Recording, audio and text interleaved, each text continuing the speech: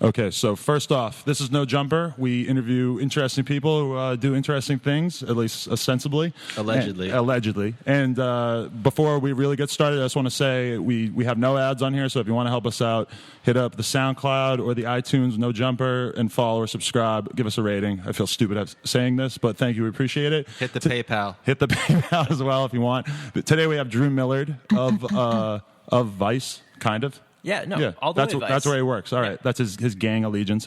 And then we also have Robesman, who's his friend, and I don't know as much about Robesman as I know about Drew, but What's brackin'? he once was affiliated with Crazy Town in some fashion. Correct. And we're all here today. But can I tell a story? Yeah. This isn't the story about the racist girl, but this is a different story. Just because I figure that the best thing I could possibly do is just tell some stupid fucking story to get us rambling about different things. The other day, you guys ever been to emo night? I saw you went there one time, right? I've been to emo night. Yes. I plan on going soon. Okay. What was your experience? Did you have a good time? It was interesting. This guy that I know who works for Pitchfork, his name's Ian. He's a friend of mine. Ian Cohen? Yeah. Okay. We all know the same people. We all follow him. Yeah. He was DJing and he was like leading a headbang along to El Scorcho by Weezer. And then after that, he like played a Hotelier song that no one was into. And everyone was just like, what the fuck is this? And he was like, come on, it's Hotelier. But he was DJing. Classic Ian. That's one Classic thing I Ian. figured out when I was there is that I don't know emo music as well as I thought I knew emo music. Because How old are you? 31. In like 2002, Taking Back Sunday, I feel like that was the end of it for me. And after that, it was all rap and hardcore. Yeah. But that was it. But anyway, so I met up with a girl off of Instagram. She swam in the DMs. And This never happened to me once in my life. you should try this. This is fun. But anyway, started talking to her on there. Met her at emo night. The line was so ridiculously long that there was no way that she was getting in. So I had to fake out real quick. Went back to my house, and she is from the same part of the country that I'm from. She's from like the outside Boston area, and she buys this bottle of wine. Actually, I believe I paid for it, the bottle of wine. Classy. We get back to the house. I told her, I'm like, I don't have a fucking corkscrew, so I don't know how we're going to take that off. And so we get back there. She's like, oh, do you have a drill? I'm like, yeah, all right. I bust the drill out. She drills the thing into the cork. This is totally illogical because what I thought she was going to do is drill it in partway and then pull it out like that while the cork had been while it had been inserted into it. She didn't do that. She drilled the whole way through. So immediately all this cork dust pushes through into the bottle. The other thing I was thinking that she might be able to do is drill in part way and then push the rest through, which I also kind of thought makes sense because you could push the cork into the bottle. Right, Yeah, and then do the like unscrew motion. Right, and this is what I thought she might do. Instead, the fucking cork sauce like gets into the bottle, and keep in mind, she's from where I'm from, and she fucking drank it anyway, and drank like a quarter of a fucking cork. So she's your girlfriend now. No, she is not my girlfriend. I'm never going to speak to her again or see her again. Have you seen the move? You put the wine in the shoe, bang the shoe against the wall, air pressure pushes the cork out. But doesn't it explode everywhere? No, I mean, it slowly pushes the cork out so you can grab it and do it. I've never heard of this. Is there a YouTube video? I've seen it online. I've never seen it in person. So Wow. I've actually done the like accept, cut your losses, push the cork juice in thing before. Right. And that's one of the reasons I don't drink anymore. You were just so humiliated that you had to open the bottle improperly? Drew used to go hard. Yeah, I used to go very hard, and now I go not at all. You have a girlfriend, so I could see myself not drinking if I had a girlfriend, right? Yeah, well, it's also like I would probably not be drinking even if I was single, just because like at a certain point, like drinking stopped being fun because I would just get really drunk really quickly and then forget everything. Why did you get drunk so quickly? You didn't build up a tolerance over the years? No. Really? That's interesting. How old are you? I'm 26. And you're...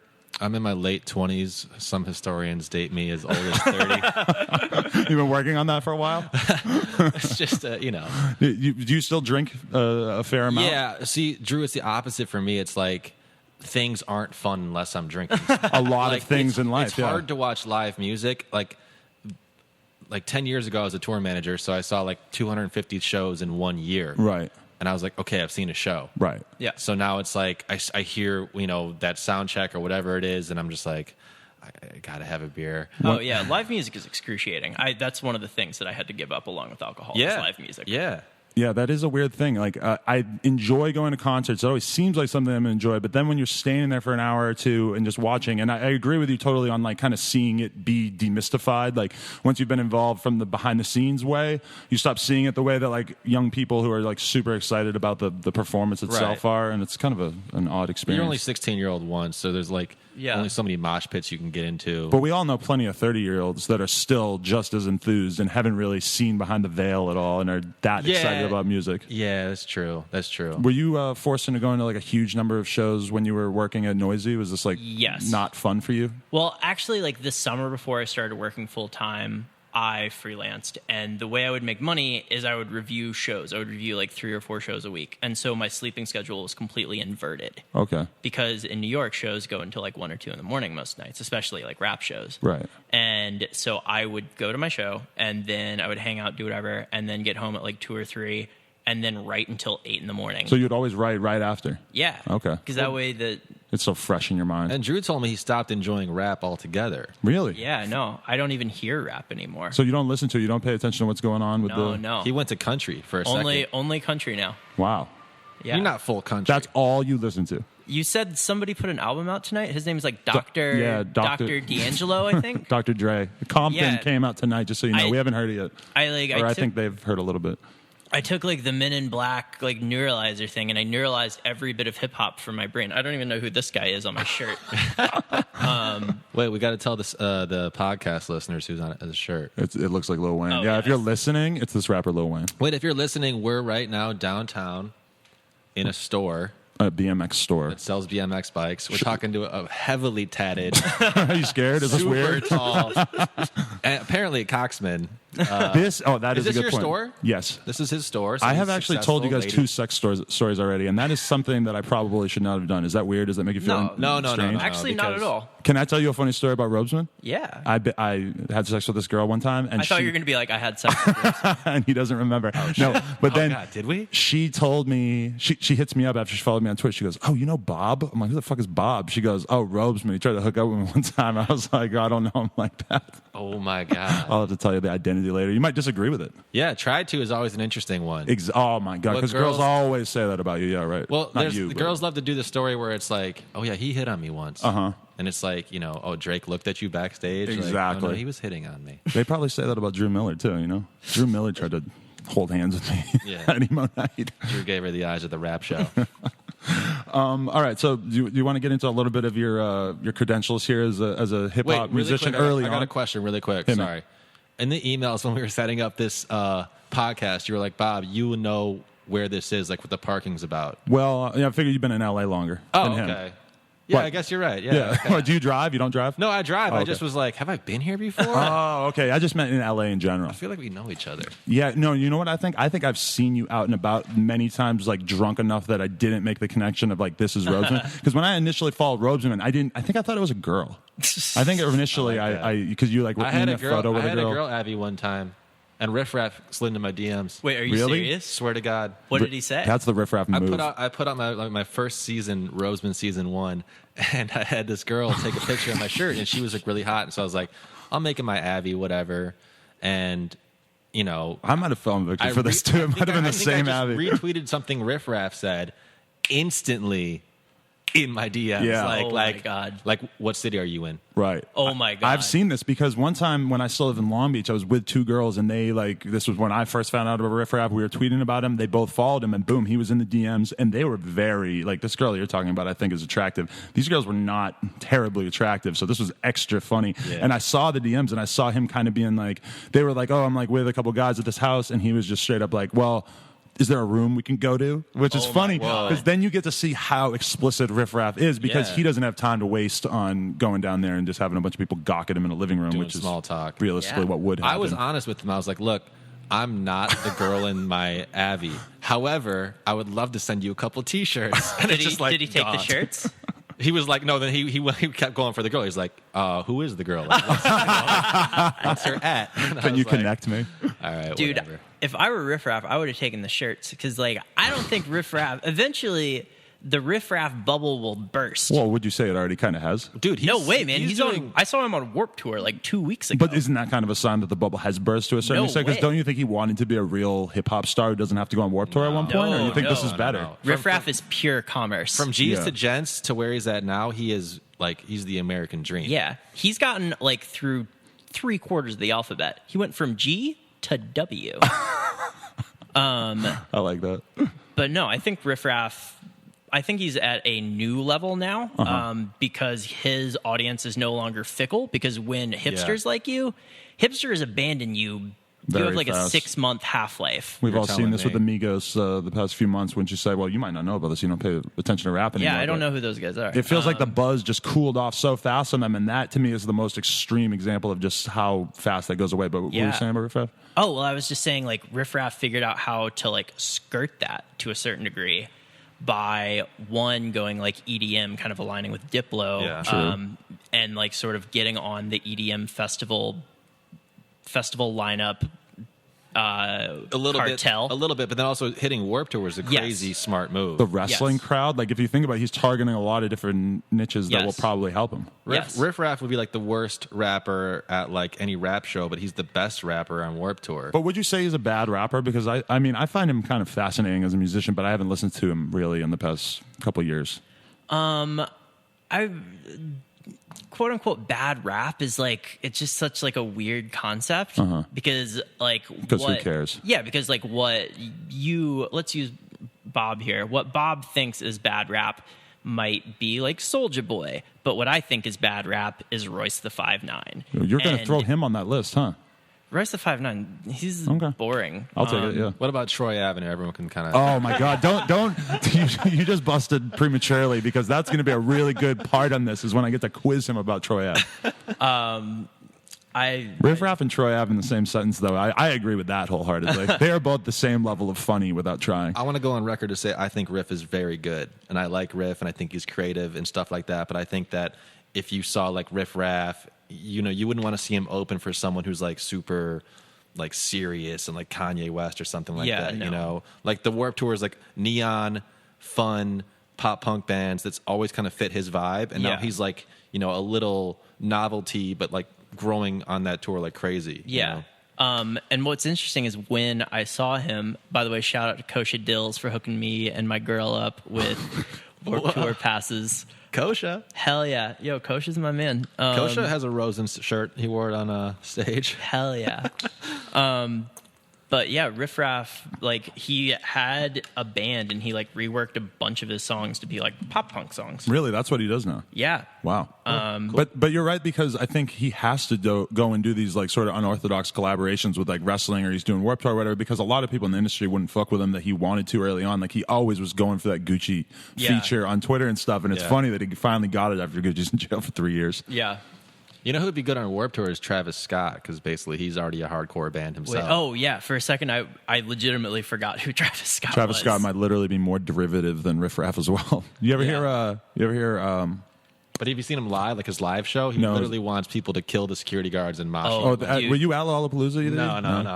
I saw the video of that. That was pretty extreme. Yeah. I actually saw Travis Scott at a private show in Mike Dean's apartment back when I lived in New York. Who's Mike Dean? Mike Dean is Kanye's like producer engineer guy. He kind of not engineer. He's the architect of sort of the early '90s Houston sound, and he's produced for every great Houston. How was the rapper. show? Did you mosh? I didn't mosh, which actually you're giving me like a really dirty look. Do you mosh? Is this still part of your life?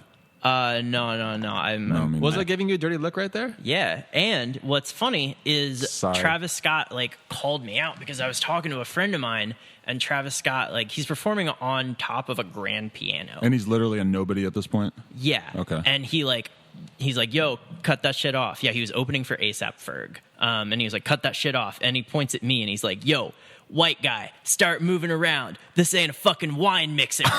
Classic. So when you saw him yelling at that cameraman, you were kind of like, okay, you empathize with him? Yeah, I was like, yo, I get it, man. I've been there. Yeah. I was getting yelled at by Travis Scott before it was cool. Yeah. Wow, that's the most hipster shit I've ever It's heard. the most Yeah, hipster man. thing ever said on this. That's why you don't want to have hipsters like be your audience. Did you recognize the talent in Travis Scott? Do you think that he would be where he is right now or anything at that point? I've always been highly suspect of Travis Scott because I kind of think he's a biter. Oh, I think a lot of people would say that, yeah. Like the beat for New Slaves, which Travis Scott sort of produced the skeleton of, is a complete ripoff of a song by this guy named Blackie, who is a rapper from Houston who kind of does like death gripsian noise rap. And the song's called My Window, and the like kind of keyboard line of bum ba da dun da da. It's like the exact same thing, the exact same like vibe of the song.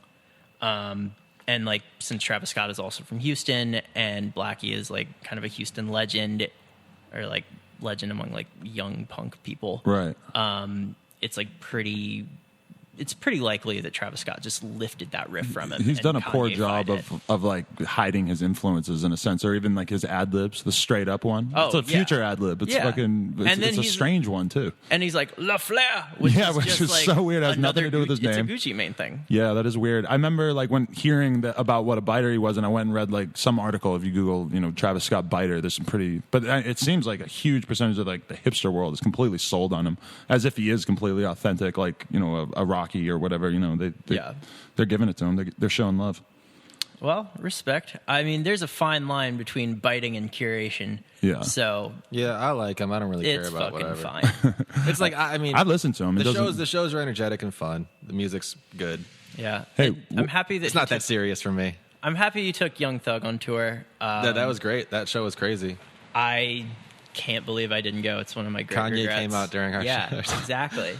That was a time where like that's the biggest promo blitz for one song I've ever seen happen was Kanye and All Day, because it seemed like he would be at like a different event every day for like 2 months straight doing All Dude, Day. how long and was it he didn't hyping work. that song for? Like the Bulls halftime show, he's all of a sudden there, or maybe like it was like maybe the first quarter he came out and did it didn't really catch on, which is the crazy thing. Yeah, it's not really a radio hit. Like, I mean, what's the hook? And he's having a crazy hard time coming up with Does a anyone want to radio sing? hit for this. Do you want to sing the hook right now? Anyone? Yeah. How long you been at the mall?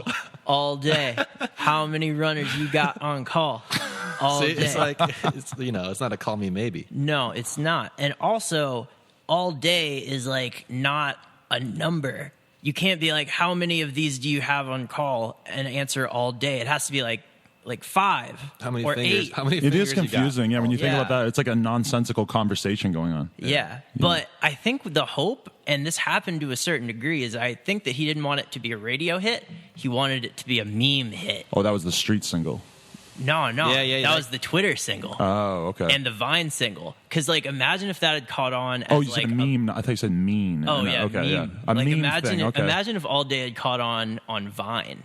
Like, somebody, like, walks in and they, like, open the fridge and they're like, hey, how many of my, like, orange juice boxes did you drink? And the guy just responds, like, all day. And then the song starts playing and they start dancing. But could you imagine that catching on?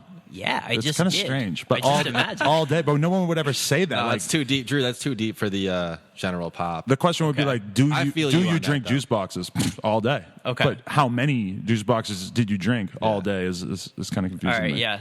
I don't know. If you start popping on Vine, though, you got something. If you can get, people to like voluntarily use your song in their vines, Yeah. and it catches on. Like Red Food's got a song right now called "New Thing" that's got Oh, like, really? a sax man in it. A saxman, like a coxman, The epic, but the for a saxophone? epic sax guy or whatever. I'm not familiar with this. I'm not deep No. enough on Vine right now. All right, well, I'll show you after the show. But it's just, You're gonna have to like explain like an entire like branch of like Vine evolution to us. There's a lot going on if you actually pay attention to it. I don't think I follow the right people. I might have to check out yours. yeah. I just started following kind of like whoever, and then seeing what they repost, and then just kind of just clicking. Okay. And now I'm pretty deep in it. And honestly, I feel like I follow like a bunch of 11-year-olds on Vine who make like edits, but they're funny.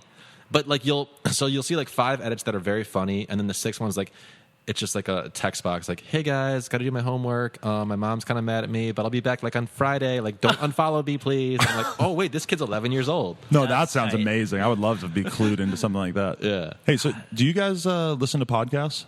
And if so, which ones? That's the first actual question I've written down here. I listen to No Jumper. Hey, on Shout SoundCloud and iTunes, subscribe and follow. Hit the YouTube PayPal. B Dot. I know you're watching. Come to On Some Shit and buy a bike, please. I listen to Dr. Drew's podcast. I love Dr. Okay, Drew. I haven't actually listened to that. Yeah. Oh, I thought you meant me for a second. Both of you, yeah. I've all, No. Oh, I thought he Dr. was calling me Dr. I Drew. listen to some Mark Maron a little bit. Okay, yeah, I've Okay. been listening to him a little bit. And then I mean, my friend still hits me with like the Stern Okay. clips on YouTube and stuff like that. I like podcasts when I'm driving. Drew? I just discovered podcasts like in New York. Like I just didn't know what they were for, and then about a month ago, I was like driving around. I drive like 40 minutes to work every day, and I was like, you know what? I wish there was something other than music I could listen to in my car. Yeah, I think I did this a few years ago fuck, too. Podcasts. Yeah. Fucking A. It's like radio, but you have more control over it. Yeah. Isn't it amazing? Yeah. It's soothing. It's honestly when you're in traffic and you got the music going, I drive like a psychopath. Yeah. You know, I got all day playing. I'm doing 95. I'm cutting guys off and like flicking people off, and I'm like trying to get to the office. But if you're what in am I LA doing? and you're in real traffic, it makes a lot more sense. It's that speed, you know, it's Yeah. just people having a conversation. Yeah, exactly. But like a lot of the like journalism podcasts, like not this one, we're talking like normal fucking human beings, but a lot of the like journalism podcasts will be like they have like a specific podcast voice. Oh, you were talking about this on Twitter the other day. I Yeah, saw. yeah. I want to hear what this is because I Right, I wondered what you meant exactly. Okay, so I'm trying to think. It'll be like, fuck. Have you guys heard Serial? Like Sarah's. Oh yeah, Oh, I watched yeah, all of yeah. Serial. I listened like to it. Serial and the like Reply All dudes and this other show like Mystery Show. They all have like the exact same tone. Of Let me do a voice and Serial cadence. impression. I think I know what you're talking about. Next week on Serial, we're going to find out what's behind Adnan. What's been going on? But then it's also like this weird like sense of. But that one is so overproduced, and I agree. know. I hate overproduced podcasts. It feels so weird to me. But Wait, that- did Adnan do it? No, we'll get back to that later. We'll get back to that later. I stopped clicking the links in my feed. Yeah. Spoiler alert, he did it. But there's like also this like weird, like almost like classist bent to a lot of the podcasts where they're like, oh, we're these like liberal NPR ass motherfuckers. And we find this like almost like quaint lower class plight like funny and like bemusing. Because it'll be like a guy who like got scammed on Craigslist. And he's like talking about like how he needs like a new like radiator, and they're like, well, why do you need a radiator? And he's like, well, because my car is steaming. And they're like, oh, it was like funny to me to really think about like the fact that some people's cars steam and like they don't just have like their company just buy them a new car. And you're just like, what the fuck is like going on? Like, what planet did you come from? Why do you think like, why is this so amusing to you and your like dry ass publicly funded motherfucking face? That is something. I just feel like the podcast advertising has really kind of got me. Oh, podcast because they hit them all. ads are great. So stamps.com. Samsung. Hell yeah. I've used MailChimp. it. Yo, have you gotten the MailChimp action figure? I had MailChimp before I heard all those MailChimp ads, just for the record. Okay. And then I've ordered like flowers from like an active volcano. Okay. Where did they advertise that? I missed that. At like Dr. Drew's podcast. Oh, okay, They have these flowers that they cut from an active volcano, send them. Oh, and there's my no God. extra fees. So they just like, you send them to your mom. And you don't like normally you see the flower price is like $22, right? And then you click a bunch of stuff, and next thing you know, you're paying $85 with shipping and handling and processing and flower. Ooh, beers. Dog, He told me to think- hand him one halfway through. We're 23 minutes in. I don't think that's halfway, but No, it's perfect. Yeah, I needed okay. this beer. I think you like invented a new type of podcasting though, or podcast ads though, What do you mean? where like you get paid to like plug something on someone else's As the podcast guest. as a guest. That is so it's smart. like a sneak ad. Why do you think I'm here, fool? Tecate, the beer of choice. Tecate. We've got Eagles in our ads. You know which one I recommend? You probably know these guys. It's the Real Guys. Yeah. Their podcast is very funny. Yeah, I've seen they've had like some really interesting. They had like Ty Dolla $ign on. I didn't listen to that one, but I listened to the Gunplay and Migos one. Except they had Gunplay, who's super funny, talked a shitload, and then they had Migos, and it was like 10 minutes of just like one word answers. It was hilarious. Great. Are you Dude, guys aware of? Gunplay's amazing. I agree with that. Yeah. Are you aware of Kyle Mooney, the Saturday Night Live Yes, actor? I love him. I He's don't doing think this so. kind of fake podcast right now on Instagram called the D&K podcast, and it's basically someone making fun of a guy who's all pumped for his first podcast in the premiere episode, and like they never get to the premiere episode, and there's been like twists and turns, and he like went to Europe and like ditched his partner. Look up D&K podcast on Instagram. There's videos. It's really good. I like the sounds of this. This sounds great. I love his like SoCal updates videos. Because podcasting is kind of narcissistic. Oh. Exactly. You have to Like, come to terms with that before you who get wants involved. to listen to us talk? I don't know. I'm sorry if you're listening to this right now, but I actually do have a thing. I'm not. This is fucking dope. This podcast will do numbers because I promise shout outs. So I have like a list of like 150 names I'm going to shout out when you guys can go pee. That is crucial when Oh. you do them afterwards and think about like who am I going to kind of like convince to retweet this. Yeah. Can I They're all actually- people on Twitter. They're all influencers.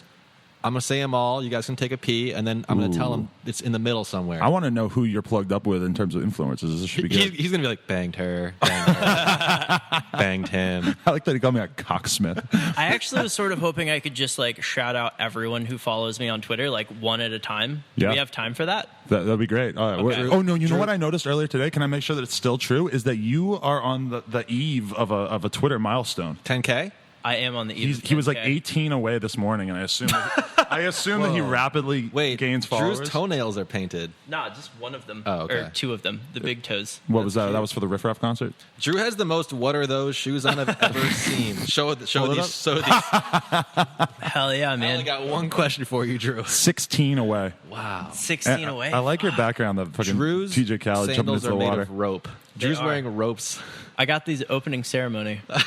Drew just fucked your bitch in some fucking rope flip flops. I looked it up too. There was the Gucci flip flops on their website are between $350 and $2,000 Well, the slides are I copped the 160. slides because of the fucking song. because of the song. Okay. I'm so affected by rap music. It's stupid. I completely agree with that. Hey, you know who I should shout out because she's friends with you? Is I listened to Kittie Pryde, Kittivelli, I just call her by her Twitter name. I listened to her podcast today. Okay. Thinking that it was going to be just her talking because I've listened to Lost in Thought with her and Krayshawn before, but instead it's about video games, so I didn't care. Oh. I'm like, But video- still, shouts out. Respect. Yeah, though. shout still- out Kittie Pryde. Yeah, Hell yeah. Because then she's going to shout us out, and there's another boom. We're Hell yeah. Shout retweeted us all out, over the please. globe. Yeah. Yeah. Yo, Kittie is about to drop an album via Kickstarter. I don't know if that's actually publicly out. If so, sorry, my bad. But also go to Kittie's Kickstarter and support it. Yeah, put There 5 will- on it. There Yeah. will be a zine where you can find erotic Drake fiction written by me. Really? So you're contributing to the zine? I am. I wonder how Vice would feel about that. They wouldn't care. The Kittie Drake Pryde fiction? fanzine. Hey, you want to know a what? zine. I saw her subtweet you one time, and I just want to bring it up. Probably. I think I saw her subtweet What'd you. she say? She said something like, "It's weird being friends with music writers because then when they put out their year-end list, you realize that they don't really fuck with you that much," or something like that. And I was just like, "Damn, that Yeah. must be a strange position to be in for both her and you." What about this? I make T-shirts and not all my friends wear them At What all the hell? times. Everybody's got torsos. That's a very Put good. the shirt on. I think people Well, hold music more closely. I'll maybe. address both of these personal attacks towards me one at a time. One, do you have a shirt for me? I do. I'm going to do it on air. Ooh, this is Okay. nice because he asked for Hell yeah. my shirt size as well. Yeah. Drew wanted the large. I only have 3XL and XL. I'll take the 3X actually. That'd be sick. I like the big T-shirt thing. That works for me. Yeah. Let's see, Drew. When I hit like 24, I started getting like a belly, so I was like, oh, I have to wear big shirts now. Ooh, this is pretty cool. Yeah, this is nice. 3X is the black on black. Hell yeah. We're in here. We're representing Roseman all over the globe. Hell yeah. Hell yeah. Oh. You sure this isn't like some other clothing company that you? This is your whole scheme is to get all these sponsors for your appearance. Damn, this is tight though. I think the problem with that was that it would be very hard to sell those advertisements, given that you would only be able to do so many guest appearances. But I like the idea. No, I'm getting 10 racks to be here right now. I don't get out of bed for less than 5. So that's The subtweet. thing one. And then thing two is like, it is like very interesting when you are a music writer and you're friends with musicians and there's like an inherent like conflict of interest. Like since I'm friends with Kittie, I can't review her album. Right. Or even putting her on your list would that be messed up in your opinion? Unjournalistic? Actually, no. I put one of her singles on my year-end list because Okay. I really enjoyed it. Take that, Kitty. I'm just kidding. I love it. Yeah, I think it was 285 it was called. Okay. It was one of her singles. But just in general, like, I think that there's a difference between being like, my personal self, enjoy something. Like, I have no problem, like, tweeting somebody's, like, song out that I'm friends with. Or even like on a year-end list being that is just representing me, being like, this is something that I enjoyed, but it does cross a line when you are speaking for like a larger outlet. Like if I were writing a review of a friend's record for Noisey, Right. that would be a conflict of interest. Is this the kind of thing that they cover when you get hired to work at Noisey? Like, hey, don't. Yeah, who makes those No. rules? Well, I made them. Is it a journalistic rule like you learn in journalism school? I didn't go to journalism school, so I do not know. So how did you So get you the just- Noisey job? Like, I mean, I still want to talk more about the Kittie Pryde Yeah, because subtweet. you're a but- good-ass writer.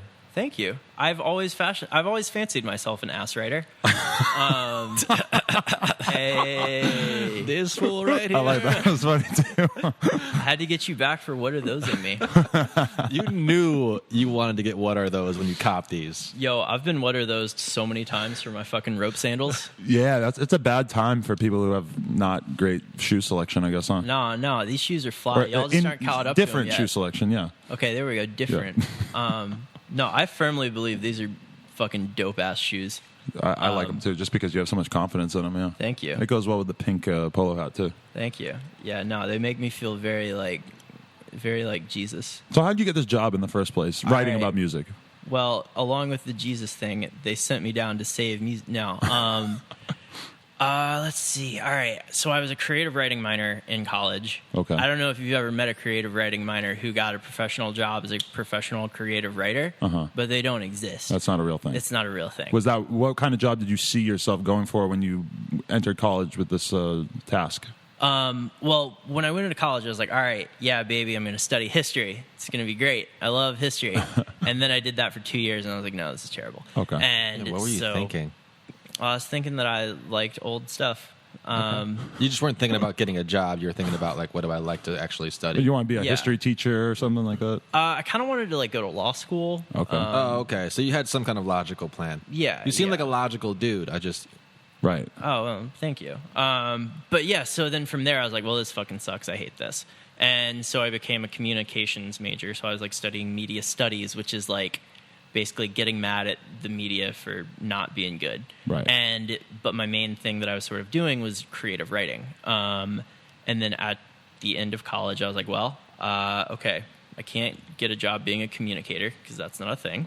And I can't just become like a fucking novelist or short story writer, but I know a lot about music. I'm sort of good at writing. I'll just go and I'll get put on by Pitchfork and I'll write like Pitchfork reviews, and everyone who writes for Pitchfork gets paid a full-time salary. That's wrong. That is not true. And so I moved up to New York with the mistaken assumption that I would just like Fall ass backwards into a great writing job. yeah, and no. There's a lot of confidence right there. Wait, moving to New York with no job lined up Yup. and any interviews lined up? Nope. This is very, very confident, and I would think that most like journalism students or people who want to write, they go into this knowing that there's not a lot of money in it. You did not Were your know parents But I supportive? wasn't a journalism student. So that. But you wanted to know. write for Pitchfork. I would think that you would probably have at some point realized that writing about music is not hugely. No. I Did your didn't really parents say, think hey, about this that. is a good idea, or were they against you at every turn? Because you're from Ohio, I'm from North Carolina. North Carolina. I thought it was Ohio. Same thing, dude. It's the exact It's same the- Yeah. it's the thing. exact Seriously. same. Okay. Once you get out of LA, it's all. Yeah, it's all yucky. I agree with that. That's where I'm from, out of LA. Yeah, same. Where are you from? Not LA. Chicago suburbs. Okay. Shout out to suburbs. Wait, was that you who called me earlier? No. Oh, Yeah. okay. What do you mean? I missed a call from a Chicago number earlier this No, morning. as soon as I got to LA, I changed my area code to Beverly Hills. I swear, like the first day I could. Really? Yeah, because I had the wackest Chicago area code. I had a new area code that was developed for like the cell phones What's the only. number? The area code. area code was number. 224. Ugh. Oh, Sounds like fuck a outta math here. problem, like Yeah. a really easy math problem. You want an 847? You want something cool and like 312. What about 420? 420. Is that a Chicago area code? He doesn't get it, Drew. No, I get He's it. a square. Dude, that's gotta be it's a real- test. You're a cop. There's got to be a real area code somewhere. Probably. Damn you. That is Weedsville, a good question. Arkansas. I'm gonna look that up right now.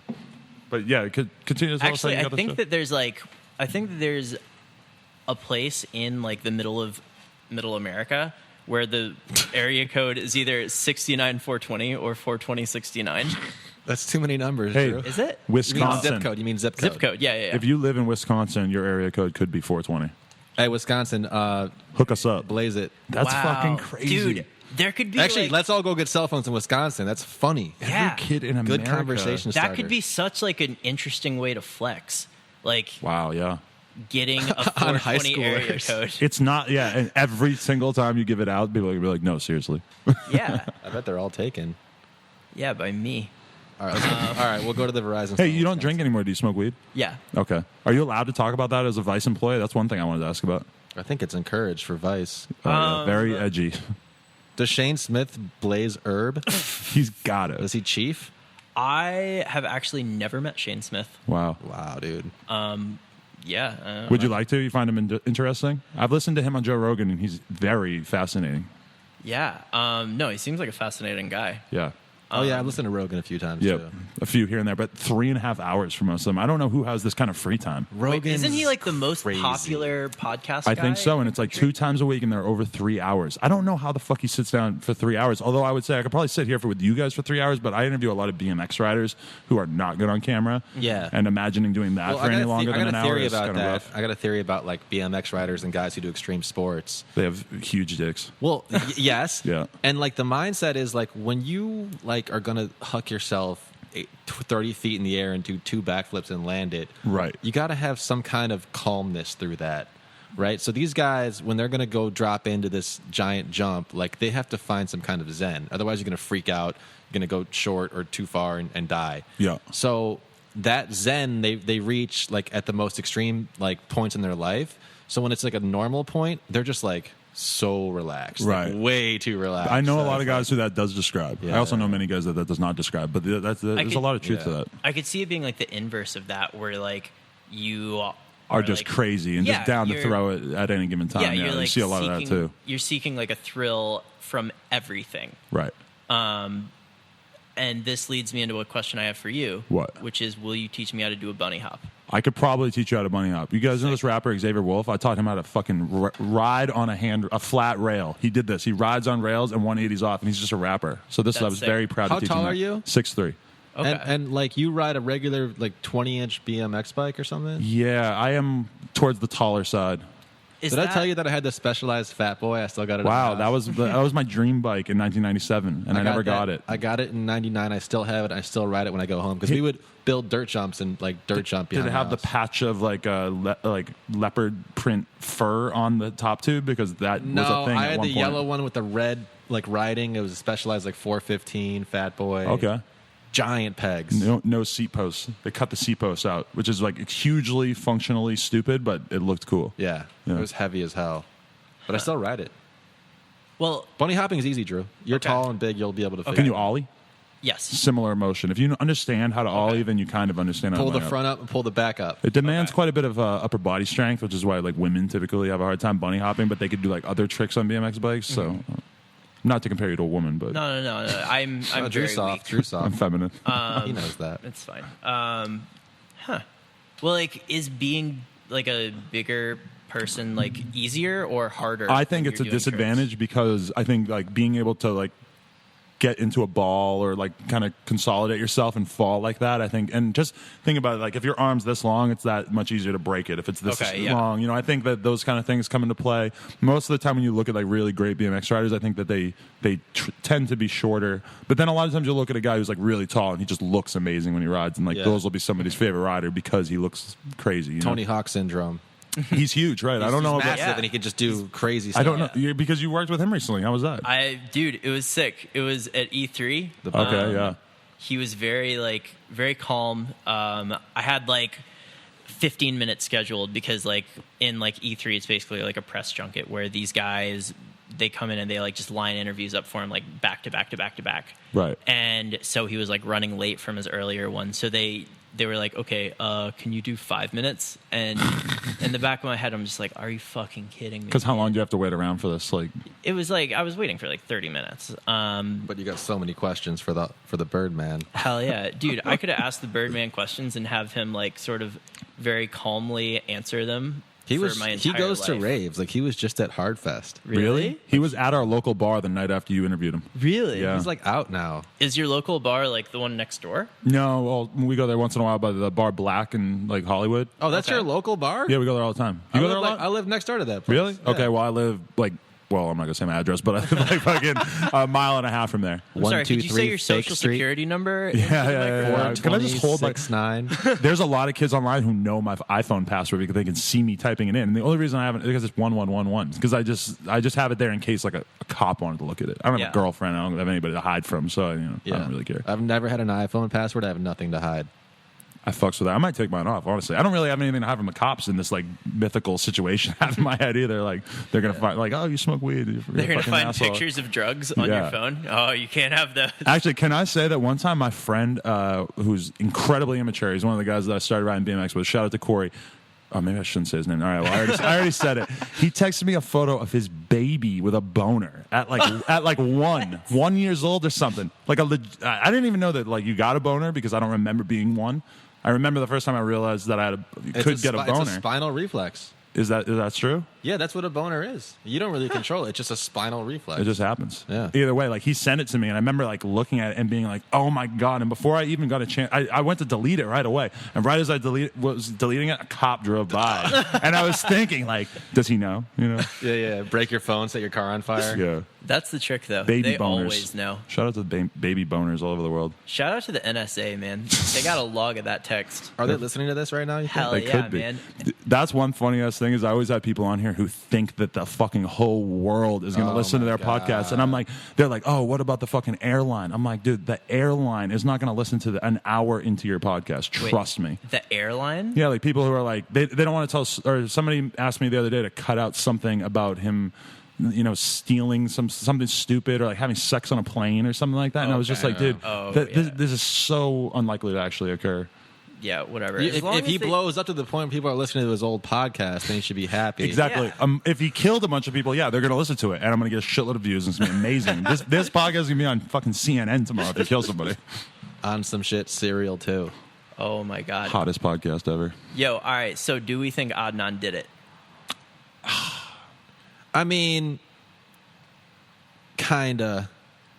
Like, The whole time you're listening to it, you're sort of like being like, how could he do it? How could he do it? But then like, I don't know. I feel like they're just painting such a favorable portrait of him. And then everything I read Jay after the fact is way more implicated than Jay.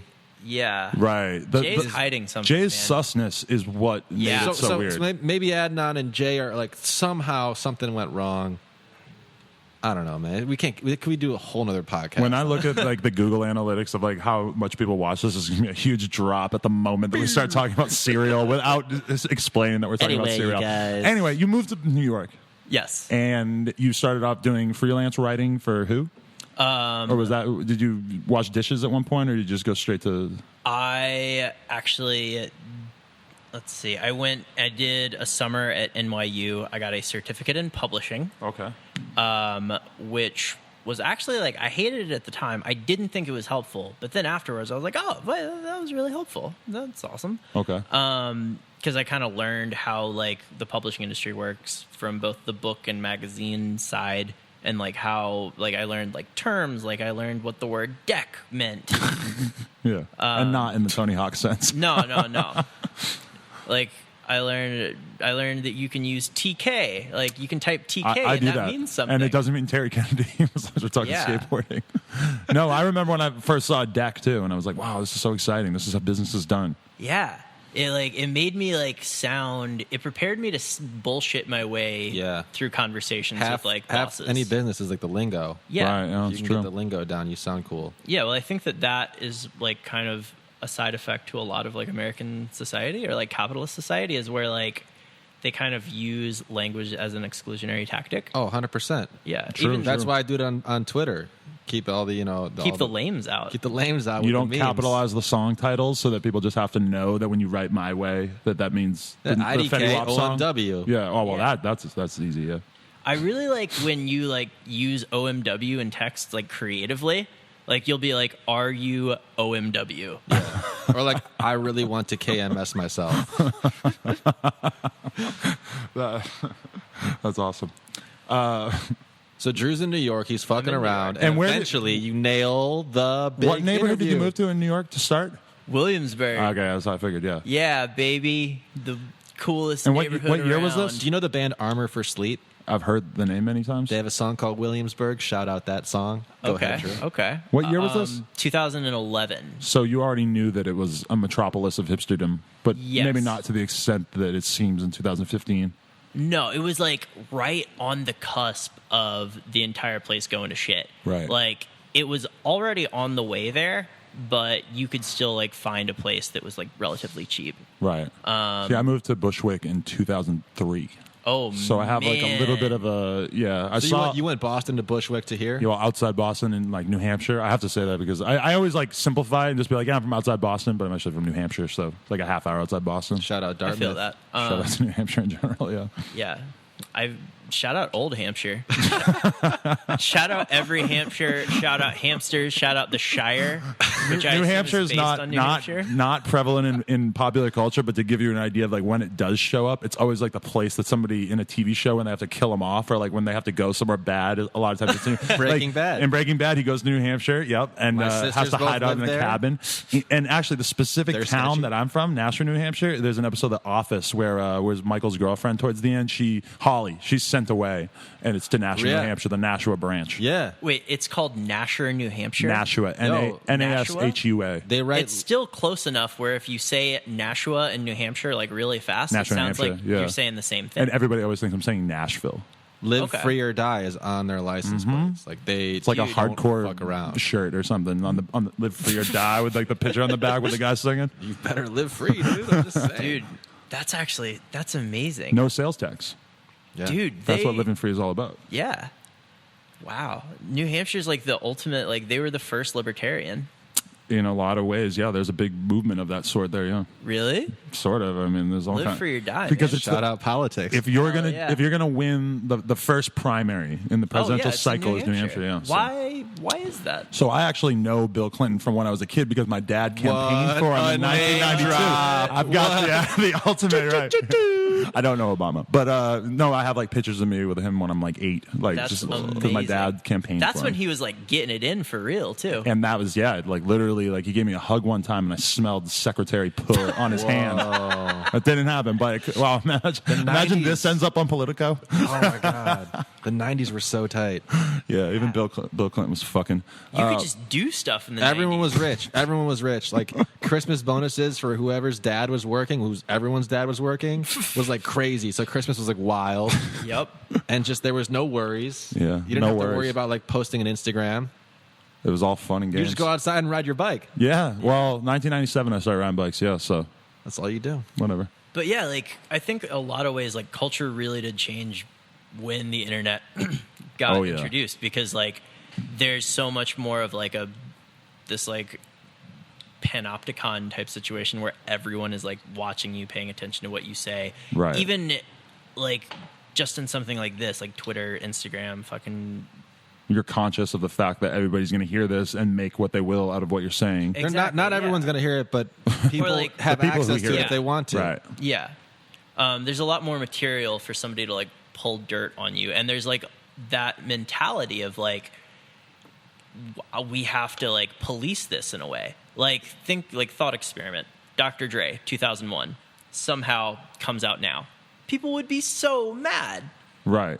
Like it's got the Eddie Griffin skit where he's like yelling at a woman to be like, you should tell your son that you were like a side chick. And that's what's weird, actually, is seeing rap have to play by the rules of normal society. All of a sudden, like they're starting to be held accountable. Like we see it all the time with different things, and especially in rap. But I mean, I feel what you're saying in general. Like everybody's just more aware of the fact that people are going to hear what they have to say, or could be held accountable. Yeah, and that's why Bill Clinton would have like a third as much of the sex he did in the 90s, but now.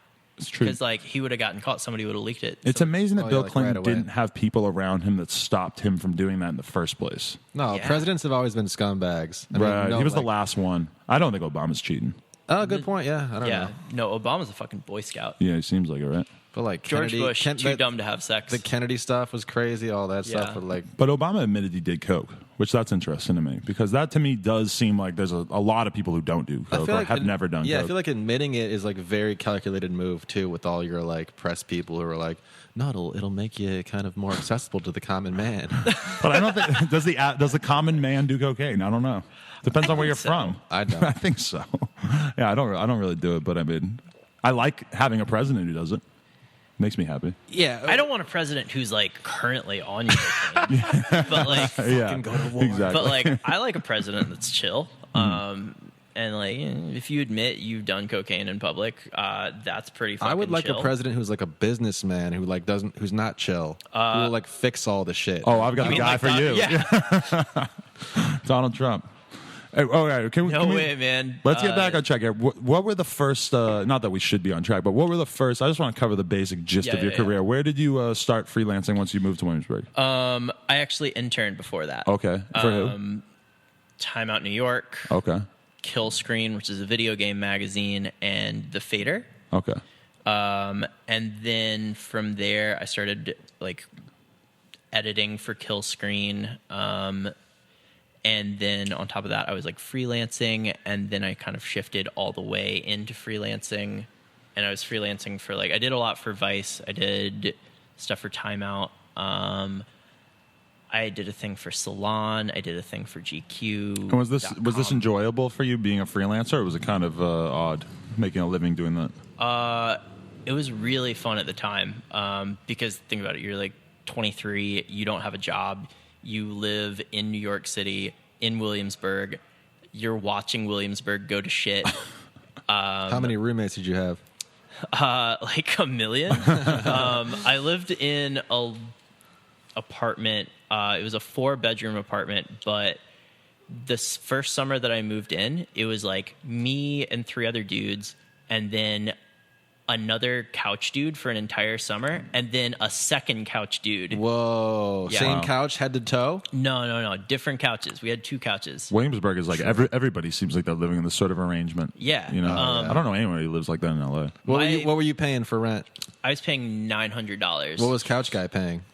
Couch guy actually owes me $350 still. Hey, Couch Guy? Yeah, he's listening. If you're listening, Ray? Couch Guy? Ray, can you hear me? Ray and Troy Ave are going to be the 2 people the most mad about this podcast. Break your legs. But yeah, but also I stayed. My room didn't have a door, and it was like a loft, so it was like Oh, you were elevated, or yeah. Okay. They like when we moved in on move-in day, they were like, "All right, it's a 4-bedroom apartment." And we were like, yo, guys, where's the 4th bedroom? And they're like, yeah, about that. We have to build it. Oh, God. And so they just like built it above the floor. And so it was like probably a 12-foot ceiling. The room was like 5'8" or something. Like I couldn't quite stand up in it. Really? That's rough. God. And If you were wearing your heels, you couldn't stand Yeah. up. Yeah. if I was wearing my heels, I would have to be like, Drew was ducking for the podcast listeners. I was. But yeah, my mattress was like on the floor. I didn't have a dresser. I just had a bookshelf that I'd turned sideways and put all my clothes in. But it was the best year of your life because you didn't Oh, give a it was fuck. amazing. I had Yeah. it was great. But then that fall, I got my job at Vice just because I'd been freelancing for them for so long.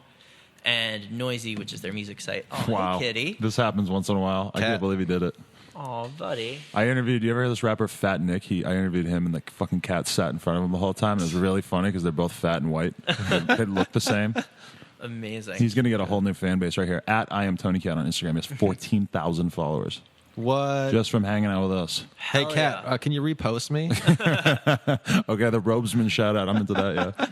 I was telling Bob this morning he needs to make like animal shirts. Right. Like Hype Beast Dogs. I was thinking for my dog specifically, but this cat could probably wear a shirt too. He could wear. Well, he doesn't like that much. We've tried to put things on him, but you could stack multiple laptops. We got like 6 laptops on top of him right here one time when he was just laying there and he didn't get up, and I thought that was pretty cool. That's really cool. I like that a lot. It's a chill ass So cat. when you were hired to work at Noisey, Yeah. and so what was that like at first? Was this your dream job? To a lot of people who want to be writers, this working at Noisey or Vice would seem like the dream job, right? Yeah, I mean, it was super fun. It was like a really interesting time in the company's history because it was like right similar to Williamsburg as it was making that transition from sort of like edgy, smaller thing into like a big thing that lots of people have heard of. And so it was like really exciting to like work at a place that like had a TV show on HBO, and all of a sudden my dad was like, "Oh, I totally like that's awesome. This is my legitimate thing." Right. So that was really chill, and it was like me and 2 other people. Nobody really read Noisey, so we could just do whatever we wanted. And so Who was it? You and Eric? Me and this guy named Ben Shapiro and a woman named Sasha Hecht. Are they still there? Ben. I think I follow Sasha on Twitter. Yeah. Sasha's a V good follow on Twitter. If you're interested in learning about music journalism, you could just follow all these names. Take notes, kids. Yeah. But oh yeah, Sasha doesn't work there anymore. She's doing her own shit. And Ben is like, he works at Vice on Vice magazine. Okay. But yeah, we were just like, there was really like, we were just like doing whatever. I was like, one time I wrote like an entire article on a paper bag because I was bored, and then transcribed it from the paper bag and just pushed publish. And so early on, what kind of like mission were you put on? Just like, hey, write about whatever rap you think is interesting or cool, or not rap, but any music? Yeah, they were just like, well, at first they were like, okay, we want like news posts. And Right. so I did some news posts, and then they were just kind of like, write about whatever. And then they were like, all right, so now we want you to be like bringing in stuff to edit. And then from there, I started like being an editor and a writer. And for whatever reason, like people started reading the site, which was really exciting for me because it meant I got to keep my job.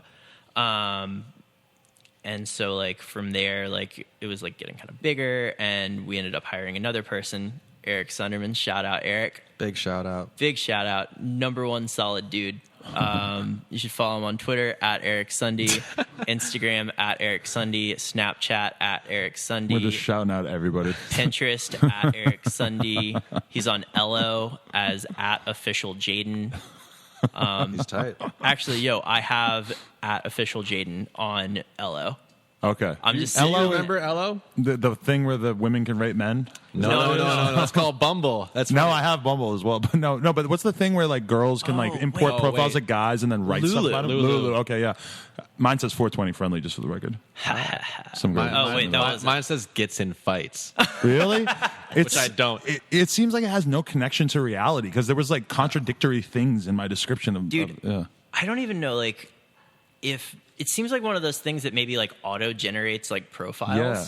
Like for some reason, women are looking at this and checking things about you. It's very. It was popping for 2 months. I don't know. Well, the thing is, like, I never met a woman who actually like was rating dudes on Ello, which makes me think Lulu. or Lulu. right. That no, for real. yeah. Either, obviously. Well, like I had like 3 different girls send me my profile, so clearly people were using You're it. But a I don't know that they coxman. were. You are a coxman. they were looking. My friends, when we got on there, like we made a fake girl's profile to get on there and see what we're all rated. okay, yeah.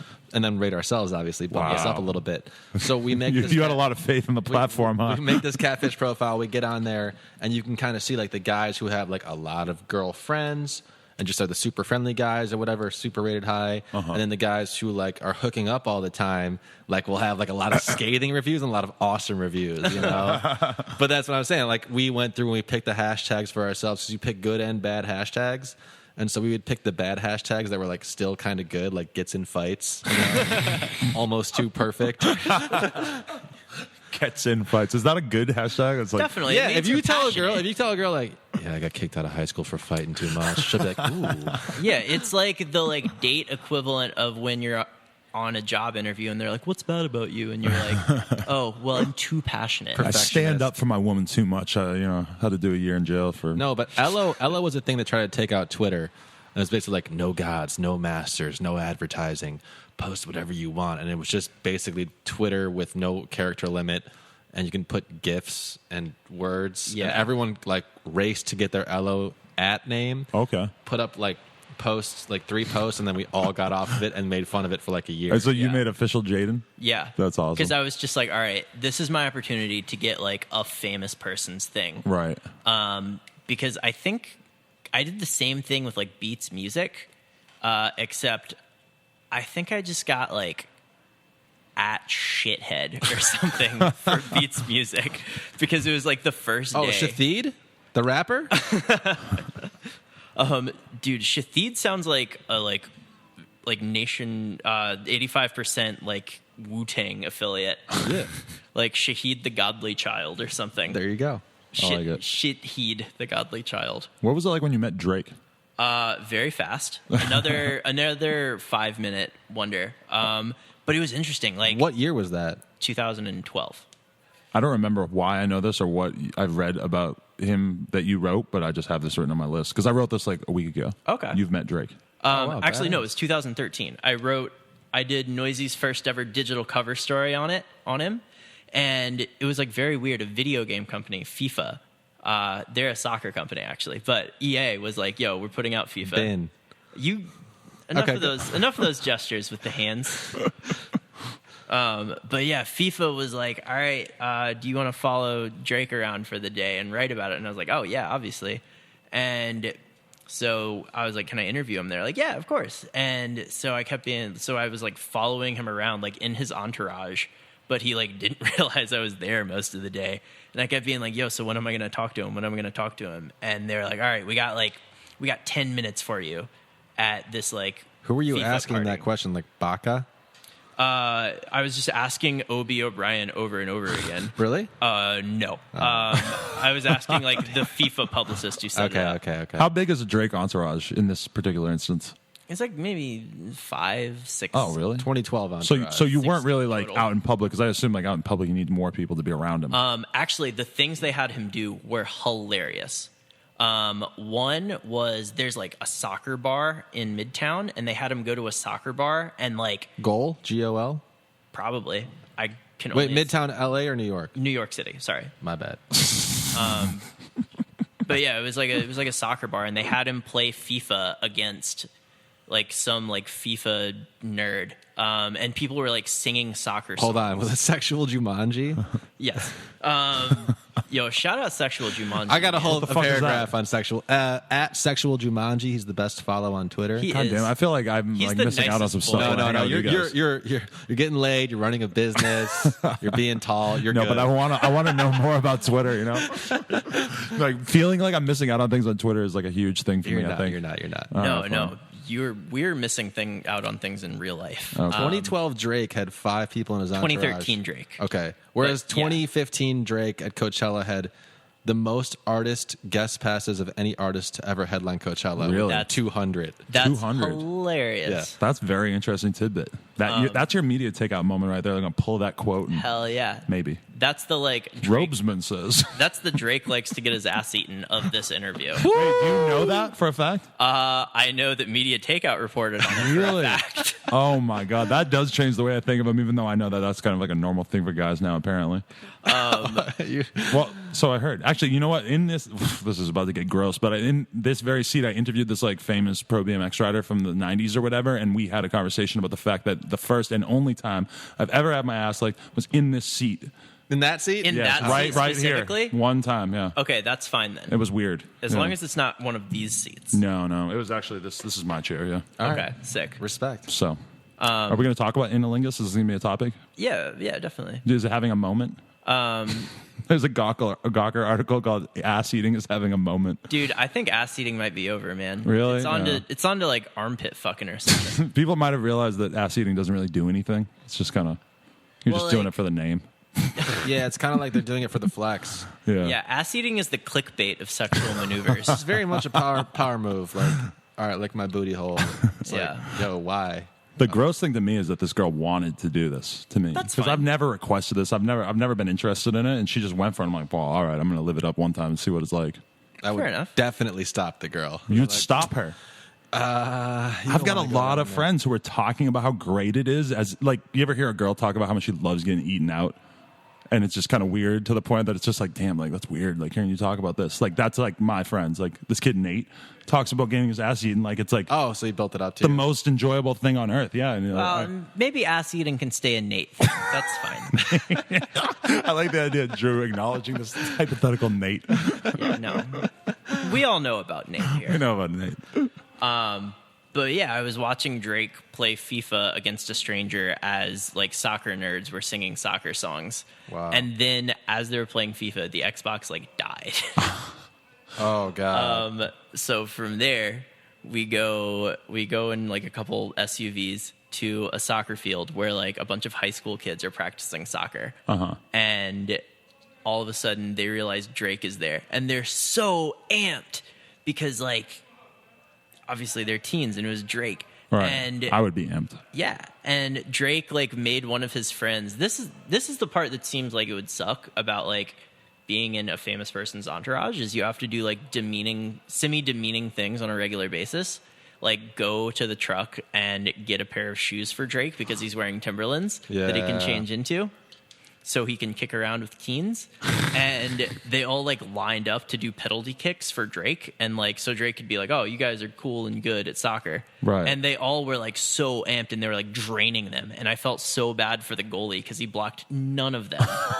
And then it becomes Drake's turn to do a penalty kick and he fucking duffs it. Really? Yeah. Didn't even go near the net? I think he like airballed it. So you're saying that a bunch of little kids are better at soccer than Drake? Yeah, or no, what happened is he kicked it But like... he's better at rapping. And also better at having millions of dollars. He's really good at that last one. But yeah, it was amazing. And then the kid let Drake make one of the penalty kicks. There's a Vine where Drake scores a PK on like a big soccer star. I don't want to say it's like Messi, but it's like someone, and like Drake celebrates like he just fucking... It was an edit. And he also just played kickball with LeBron. I saw the kickball Vine, yeah. LeBron took control of his team, and Drake was like stretching, and everyone was getting all pumped up, and then like they got rained out. Drake is to Meek Mill as Drew Millard is to Troy Ave. Or maybe Troy Ave is to Drew Millard. Wait, what are you saying about Drew? He's tight or not? Because I think Drew's tight. But they had, tension. Oh, yeah. And Drake took Meek Mill out, in a lot of people's opinions. It remains to be seen. But Did Troy Avenue really come for you? no, he came for Troy Ave, and that's one of the things I'm most excited to ask him about is like, what was going through your head when you were just like, I'm going to fucking assassinate Troy Ave? Because he wrote the most scathing piece, and I loved it because I 100% agreed. As much, some of New York hip-hop media clearly did not, but I thought it was fucking hilarious. Well, I mean, as you can tell, I'm like a pretty nice guy. I would say so, yeah, and that's why it's kind of hard to believe that you wanted beef with Brooklyn's hardest rapper. Well, I didn't realize that he was going to like get mad at me. I was just like, all right, this dude is like kind of annoying. I'm going to like just kind of write a thing that will just be like, all right, go away. How did he get on your radar? Do you remember when you noticed him? Yeah, I interviewed him like okay, right. the summer that I was freelancing actually. And I was like, all right, this is like a cool, it was like his people came to me and they're like, okay, we want to do an interview with you. Troy will like take you around his neighborhood. And I was like, oh, this sounds like a really cool story. I can like pitch this. And this would happen. Oh, so they reached out to you directly. Yeah. And then you pitched it to the Noisey whoever. I pitched it to Vice. Yeah. Vice, okay. And so like when you do that, obviously you want to be like, okay, this guy was nice enough to like take me around, let me interview him. So I'm going to like, I'm not going to be like, yo, this guy sucks. Right. So you had positive expectations. Yeah. I mean, like You try to stay objective in an interview. Yeah. Unless he like comes at you, there's no reason to come at But you. were you? Yeah, and he was like perfectly nice, whatever. Were you familiar with his music beforehand? Yeah, I'd listened to a few songs. And you were overall kind of whatever, or were you hyped on it, or? I mean, no. I mean, it was like he, for a while, was sort of like in that same like crew with like Esquire and like Right. Action Bronson of sort of like a new wave of like harder From New York, yeah. rappers. I mean, it's probably like that's a very loose conglomeration. No, but I remember that time period where it was like, oh, New York has like an interesting crew of rappers that are coming out all of a sudden, because it wasn't like that for a long time. And to a certain extent, it is kind of like, shit, there's nobody interesting coming out of New York. Yeah. And so like, yeah, so I did the interview, and then like 2 years later, and like he put out a mixtape, whatever, and the mixtape was pretty good. And so like at a certain point, he just sort of dropped the kind of persona that he'd been doing. He'd kind of been carrying up when I first interviewed him, which was kind of like, all right, I'm just your cool guy. I am sort of like the up north Jeezy, and that's totally great tack to take. Right. And at a certain point, he's just like, all right, I'm the king of New York. I'm the best rapper in New York. Everyone else doesn't count. And I'm going to like start saying like, what is hip hop? What is not hip hop? If you wear shorts above your knees, you're a weirdo. Right. Kendrick Lamar is a weirdo. Like if you wear a t-shirt and like one of the sleeves is like slightly longer than the other because of a manufacturer's error, you're a fucking weirdo. He has so many. You actually are a weirdo for that. So many old yeah. tweets of him just calling people weirdos. Really? Yeah. He says weirdo? No, Yeah. that was his word at the time. Anything that he thought was suspect gay or anything feminine at all, weirdo. That was Yeah. just his word, yeah. Weirdo is a really great thing to call someone. Especially as a rapper Yeah. from Brooklyn, it doesn't seem like a word that would get used that much, but he I owned feel like it. Yeah. these struggling guys every so often have like a come to Kanye moment where they like look at Kanye and be like, wait, I can do that. I can say I'm the best and then become the best and manifest it. Right. Yeah. Yeah. No, that kind of accurately, I think, describes the transformation of Troy Ave over the years. Yeah. And And it basically, he went from like someone you could root for to essentially a bully. Right. And that's like sort of one thing I'm like really against in general, is just like people who kind of are like that. Yeah, as a nerd, Drew hates As bullies. a nerd, I hate bullies. We And probably are all more in tune with our nerd side than Troy Ave is with his nerd side, if it exists. Definitely. Right. And so I was just like, this guy's a fucking bully. I'm going to like, Summarize. yeah, I'm going to summarize why he is a bully, and maybe like it'll like make people like sort of see through him who don't see through him right now. And so I did that, and I was like, oh, great. This was fun. It was a fun thing to write. People seem to be liking it. And then Troy Ave tweeted like, my homies, I'm not Jesus. I can't control what my homies do. He was like, they hated on Jesus too. But unlike Jesus, I'm not God. I can't control my homies. And It's like a threat. Wow. yeah, I was like, oh no. So did this ever cross your mind that, you both live in Brooklyn, that you were, different sides of the track, but No, I was just like, oh, well, I was like, well, this is art. I'm not like being like, this guy's a bad guy. I'm like, this guy's persona is bad. And then his manager tweeted, you done fucked up, right?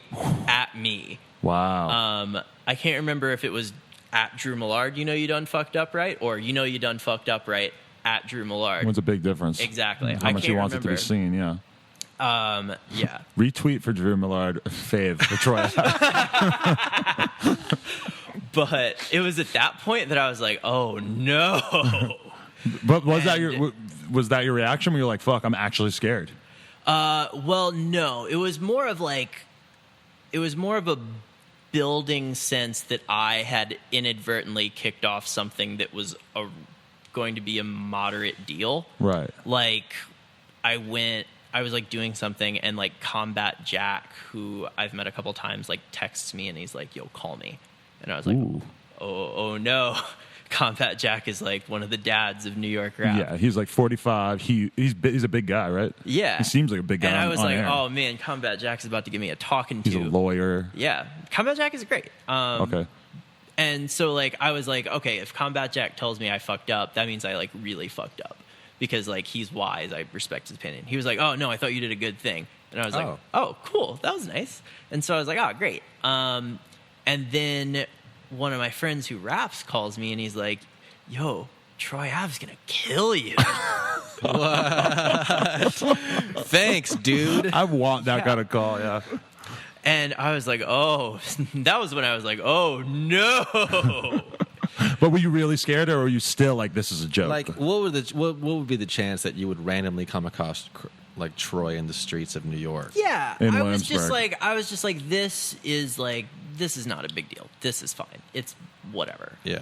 And then I ended But up. wait, so why did Combat Jack call you? Just to say, like, hey, it was cool? You Yeah. liked it? Okay. Yeah. Because he did a very similar thing to Papoose. He went on a tirade against Papoose, who was in the exact same category as Troy Ave. Like, Papoose was Troy Ave, like, 7 years earlier.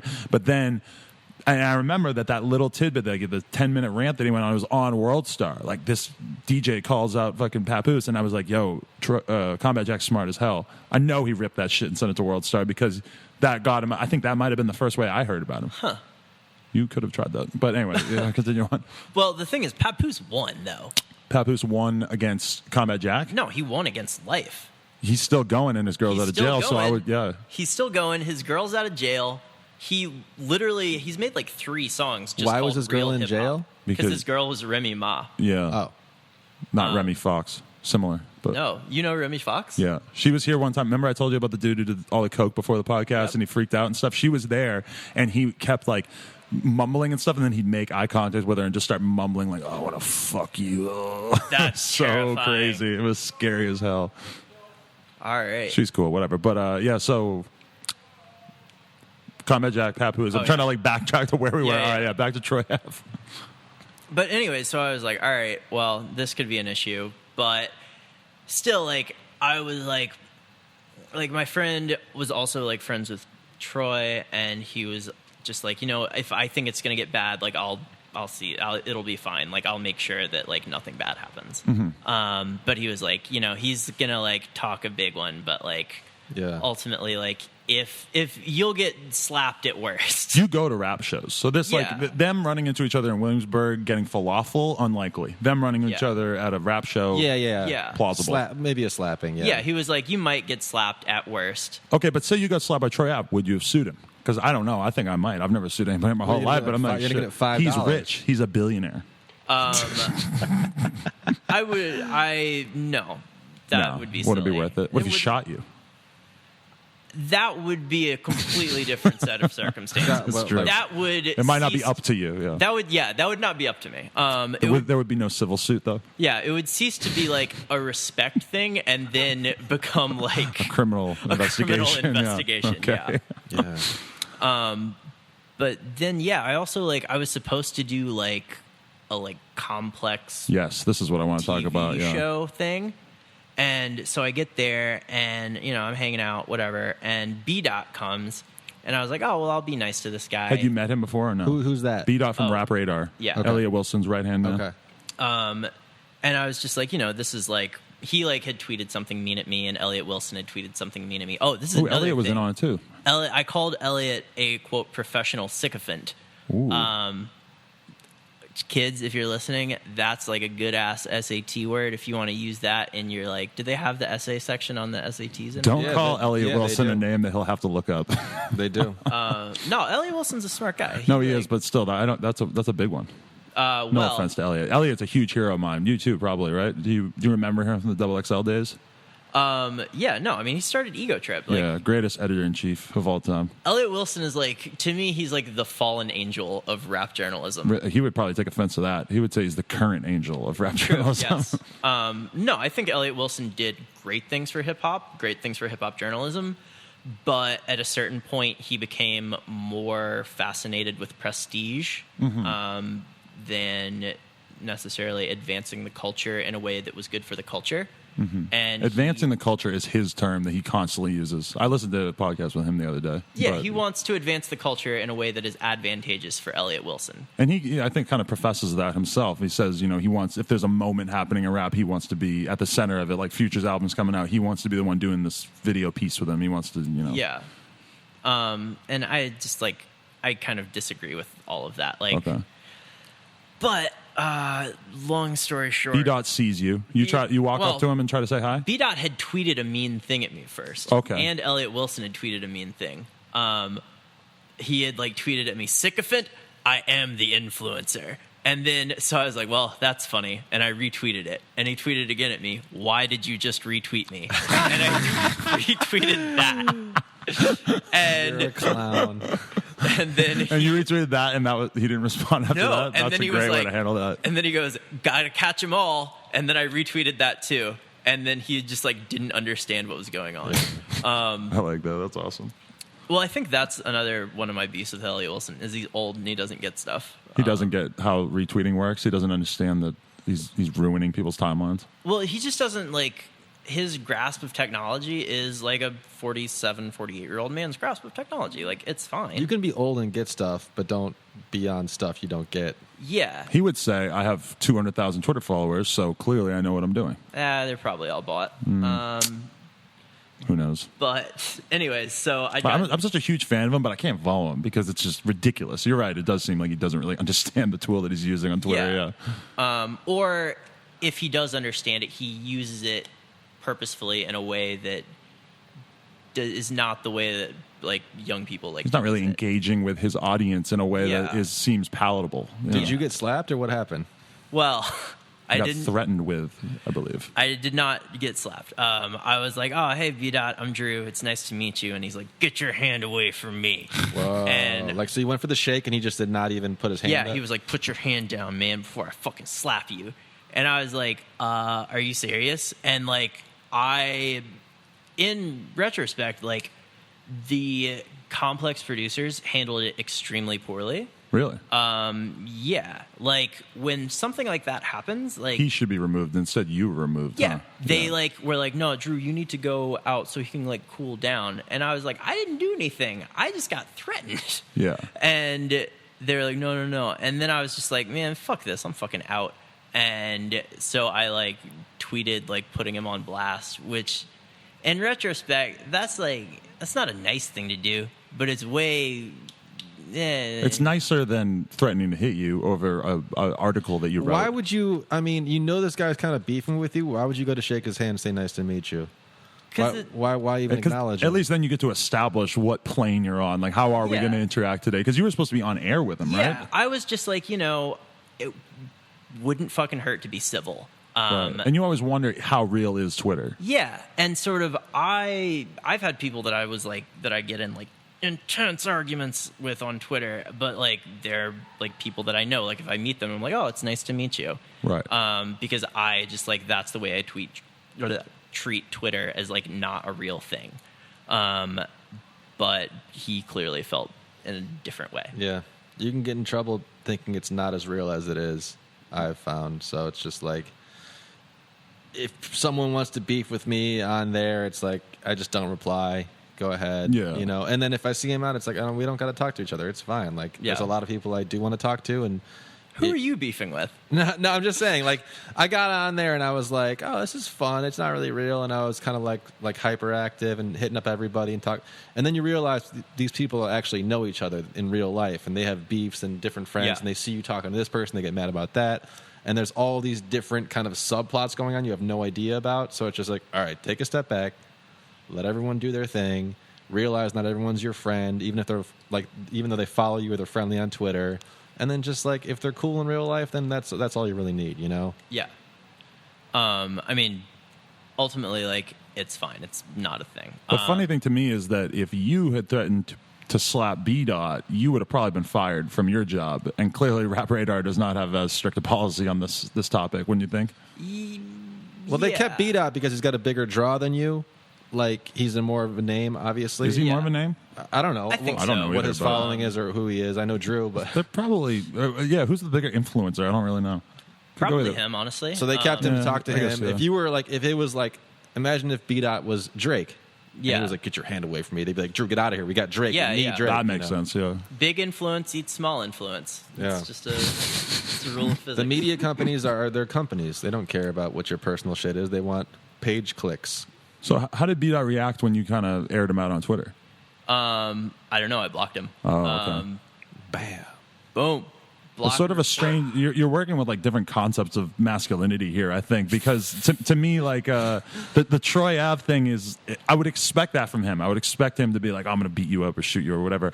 With B Dot, it's like he should understand that you wrote an article about somebody. At the end of the day, you can never convert that into violence, and that's just an absurd concept. Yeah.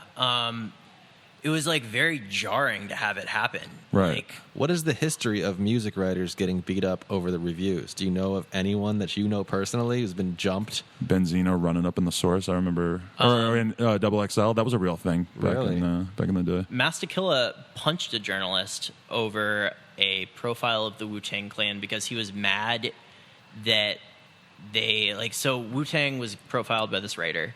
And when it was time, it was for like Vibe or The Source or something. And when it was time to do the art for the piece, there was a photo shoot, but like half the Wu-Tang Clan didn't show up. And so they like, instead of like the photo shoot, they just had like a fucking illustrator draw them. And Mastakilla got really mad. And he's like, I'm not a fucking cartoon.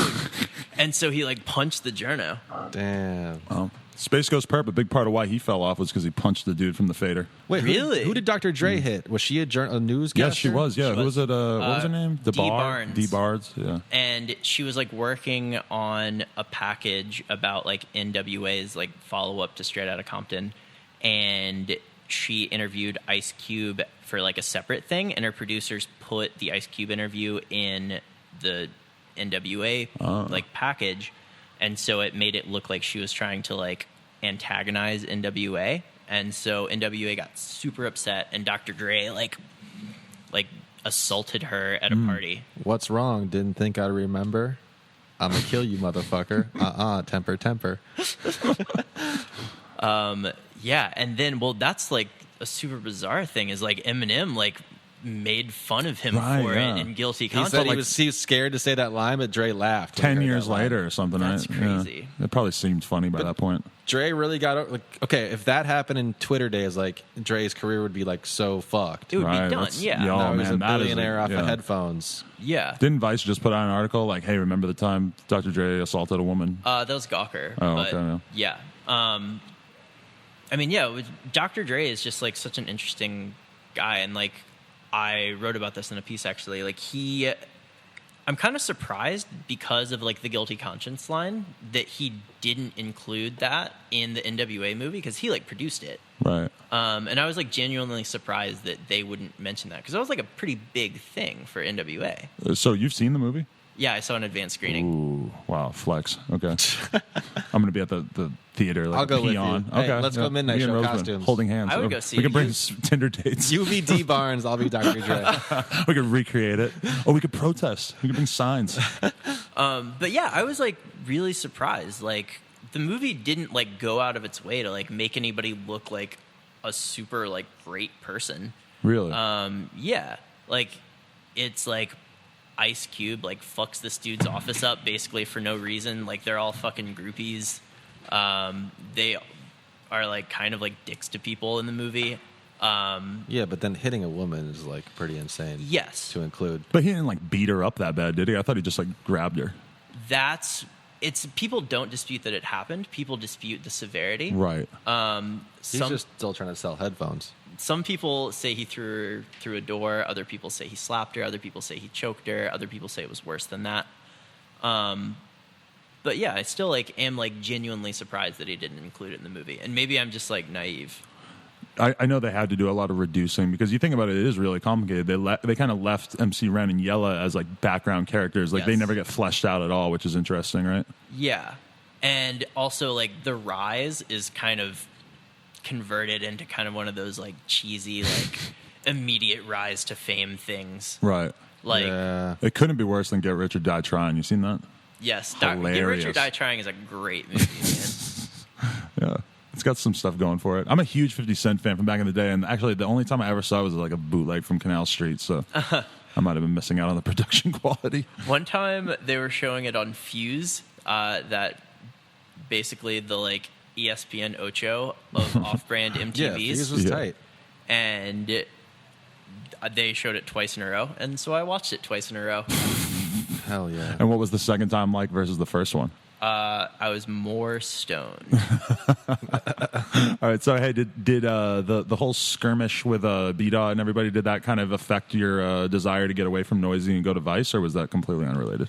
It was that those happened like a year apart. I think it just like I love Noisey. I love all the people that I used to work with, but it was just kind of like I kind of felt like it was time to like stop writing about rap exclusively, just because there is so much more going on in the world. And when I do write about rap now, rather than it being like an obligation, it's because I want to. And I think because of that, I'm generally like a stronger critic because I like am motivated to say something rather than like having to do so as a function of my job. Did you ever at any point feel like you were being forced to, not forced, but did you feel like you were getting too into like the things that we associate with why writing on the internet is shitty, like, you know, clickbait and, you know, writing fake outrage pieces or anything like that? Or did you always kind of maintain your integrity in that sense? I think in that sense, but I definitely, there are parts of like music writing online that I got way too into, and probably like the music writer community hive mind or whatever. For a while I was like very into that. Okay, yeah.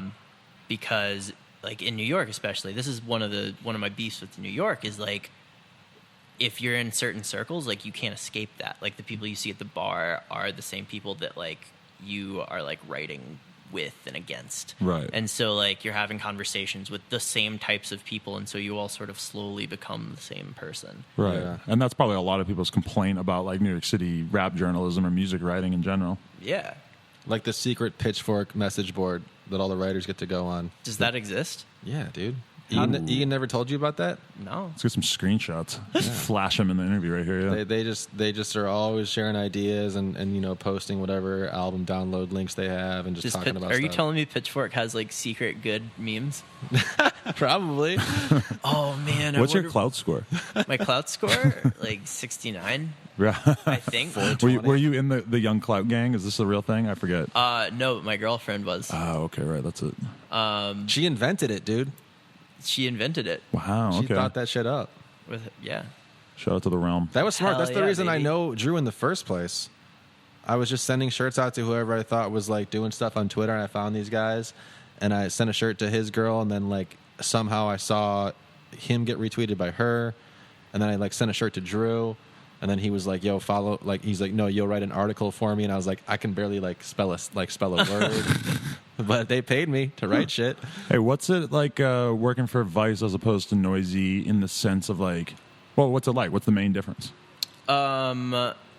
Well, I mean, Noisey is a lot more like, hey, this is what I think about stuff. Right. And with Vice, there's a big emphasis on like, okay, we need to like do some original reporting. We need to like find new stories. We need to find new angles for old stories. Probably the biggest thing is like, I think I just like am now like kind of a better editor, because instead of kind of coasting and being like, okay, this is an article about music, I don't have to do any research.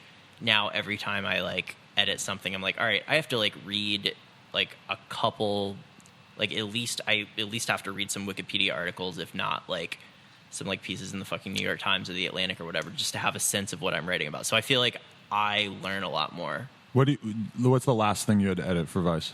The last thing I edited was an interview with F. Gary Gray, the director of Straight Outta Compton, actually. Oh, wow. Okay. And before that, this is, what time is it? It is 10:25. Oh, hell yeah. This shit is up and online right now. Wow. Okay. It is a piece about, it's actually crazy. It's something I have been working on with a writer since March. And it's a piece on nootropics, which are like smart drugs that you can like buy online. And it's a piece by a writer named Dale Eisinger. Shout out to Dale. Shout out to his band Yvette. Shout out God Mode Records, their label and their crew. He's on Lulu. Great record. Shout out to Dale's Lulu score. Gets in fights. I don't even know him, but it's just such a funny way to describe people. Gets in fights, does journalism. But no, he went to like the only store that we could find in America that sells like smart drugs out of their storefront. Smart drugs. And they're legal still, They are technically, legal, right? yes. The only store in America. Why? Why are more people not on this bandwagon? I guess I got to read the piece, huh? You got to read the piece. Yeah. But he kind of like goes backwards from the store.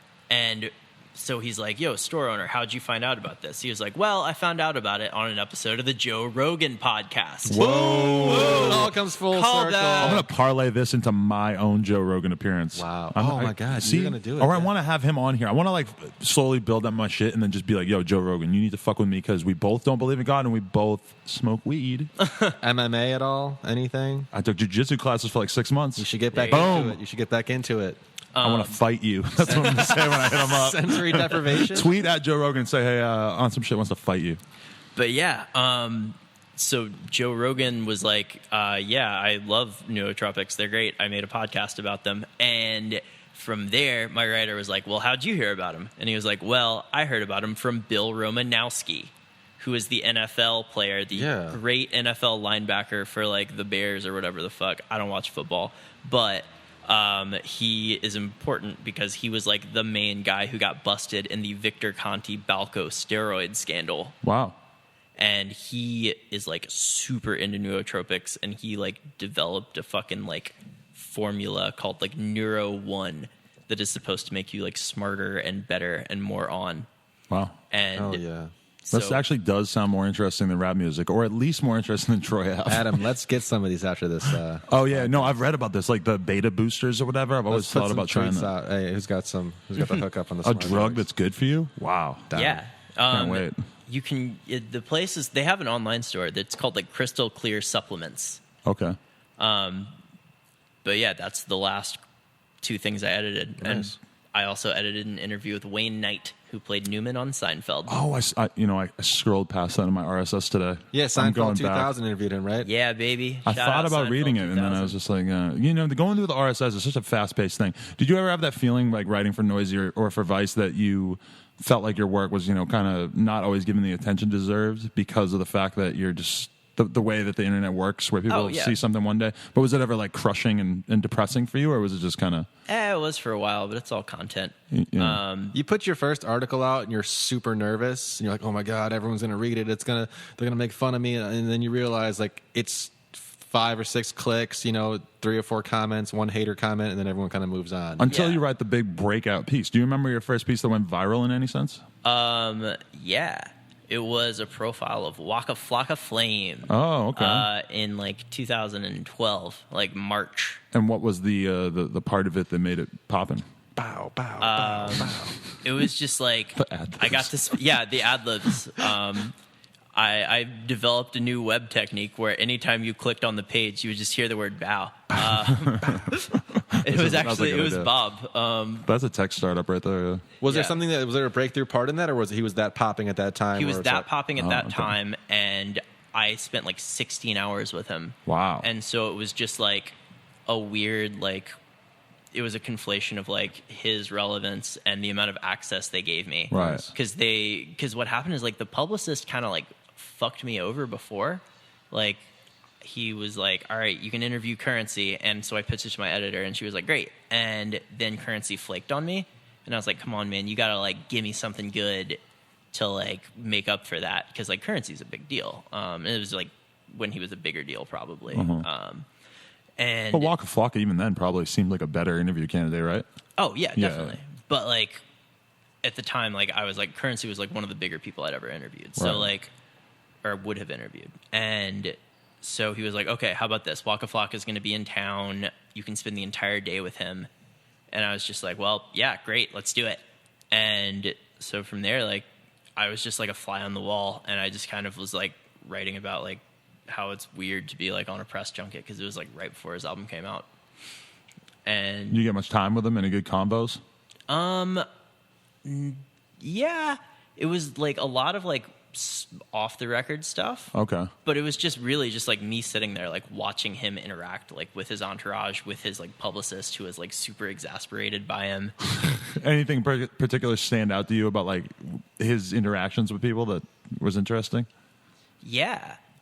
He really like had a really interesting sense of his fame.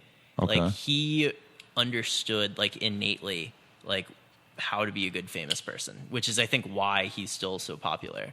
Is because like he understood that like being Waka Flocka is to be larger than life. Right.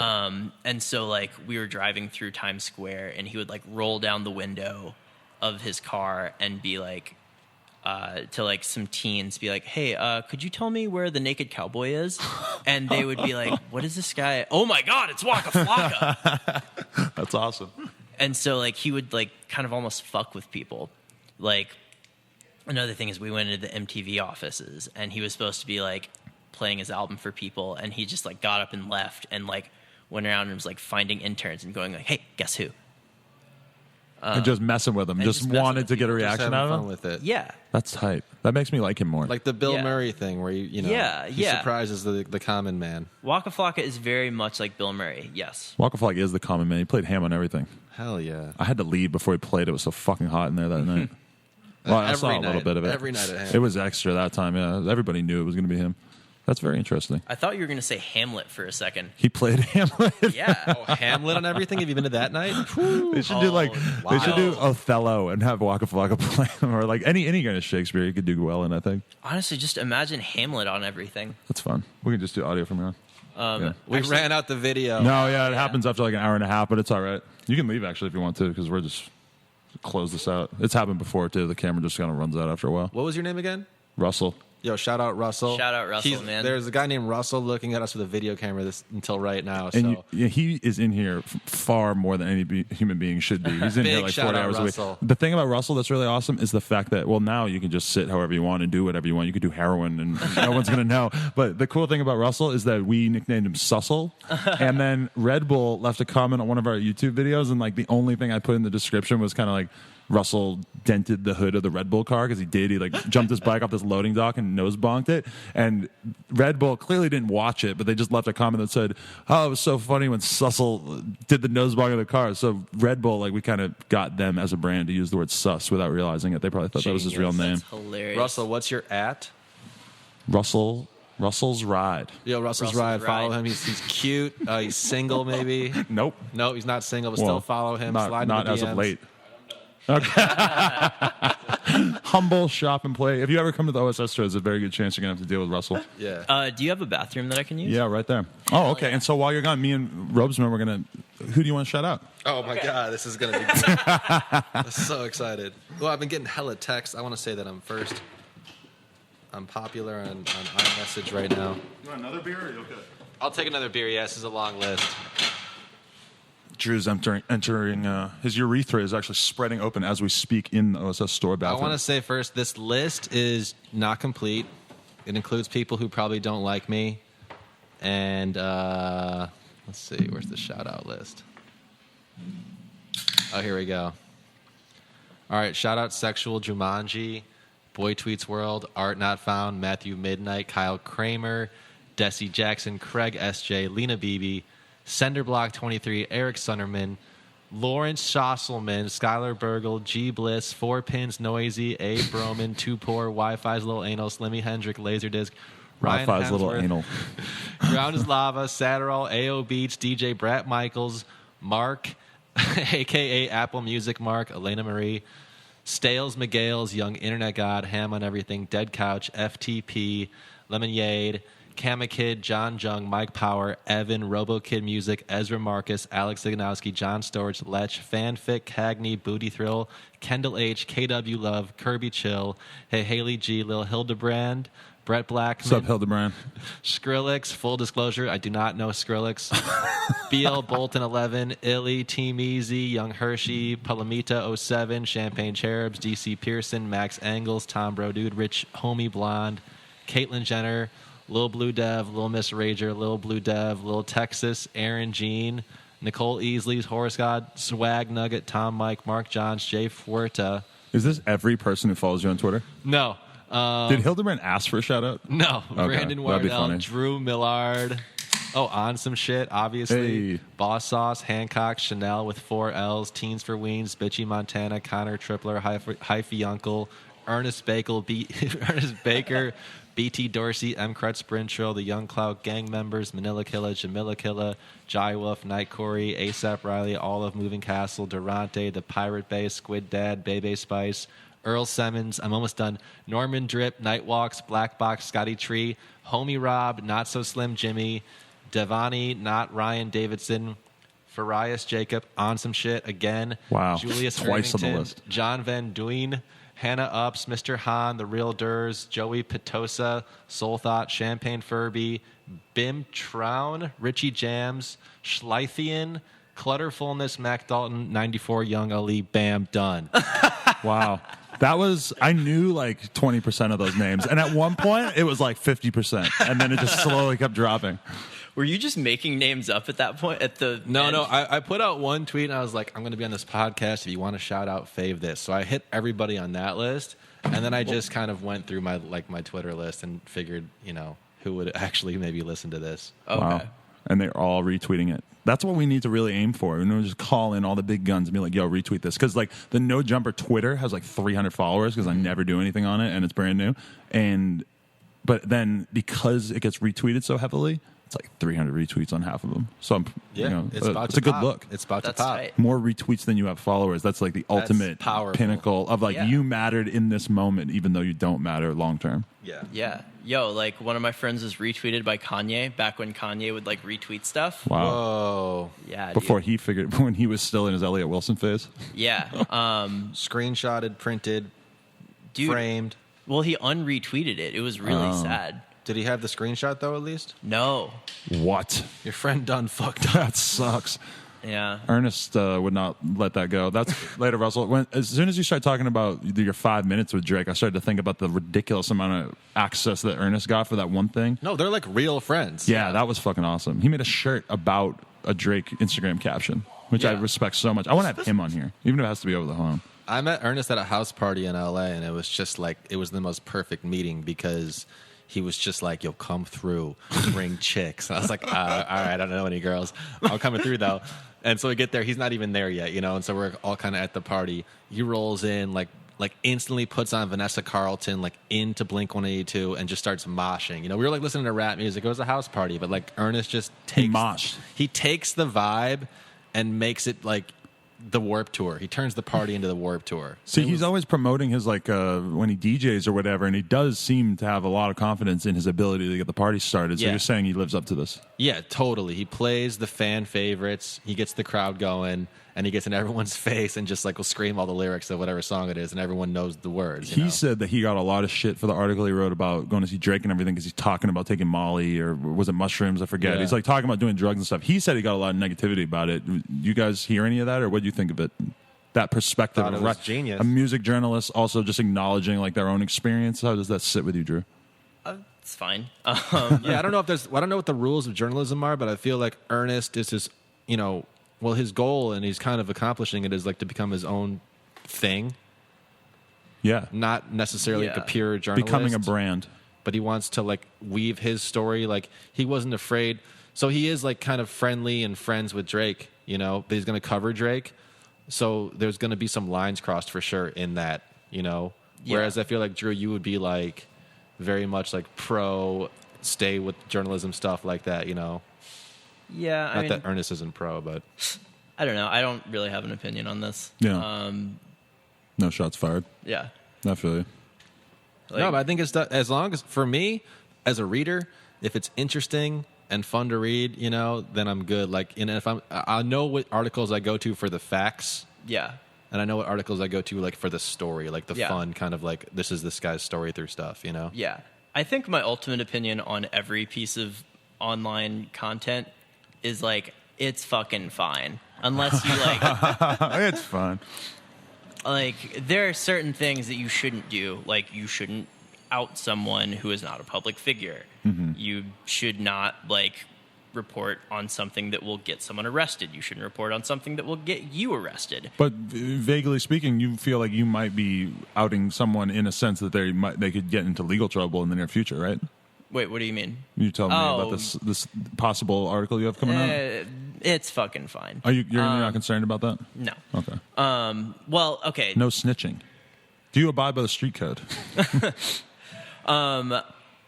I mean, I think that one thing that's interesting about journalism is there's a lot of weird rules about journalism. Exactly. Antiquated old school rules that seem strange in the context of the internet. But they exist for a purpose. They do exist for a purpose. And I think the issue is really figuring out what that purpose is and finding new rules for the internet that abide by that purpose rather than just copying those rules over.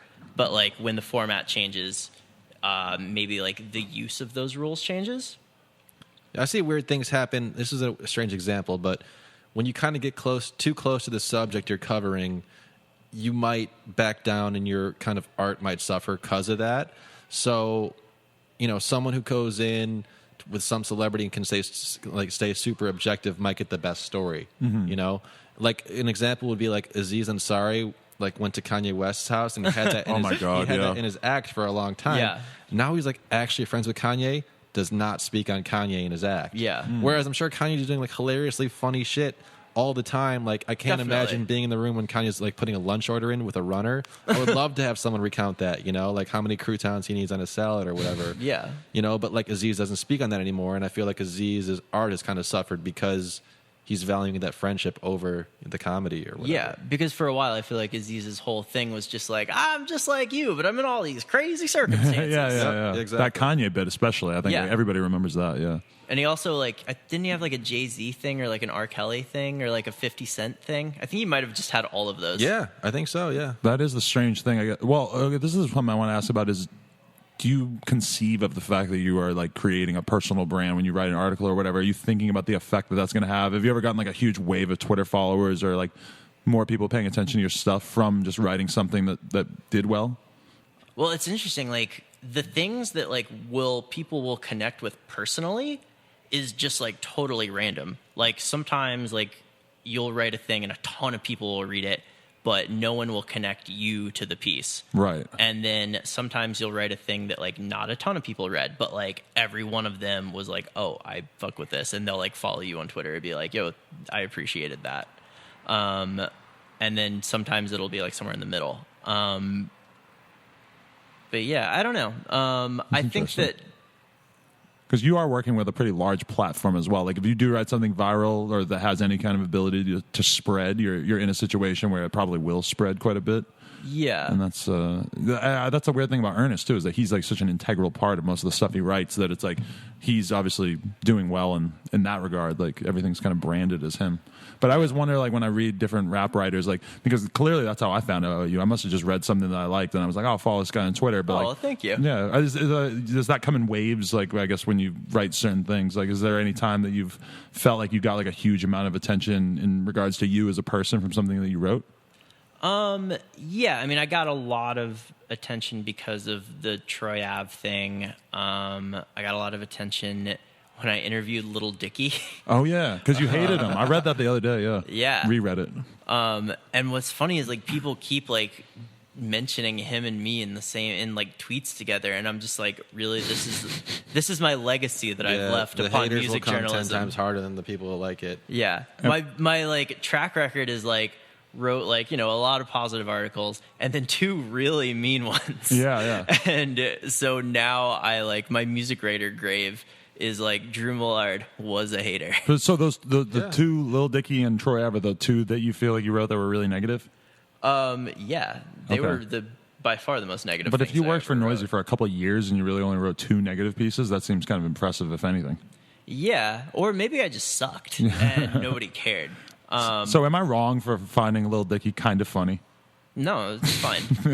He's kind of funny, I think some of his stuff's kind of but funny. you would never pay to go see him live. That would be weird. What he calls his fans dickheads? Because I Yeah. looked at his Twitter after I read your thing, yeah. Well, the thing is, like, and I think that this is not just Lil Dicky. It's probably a bunch of people.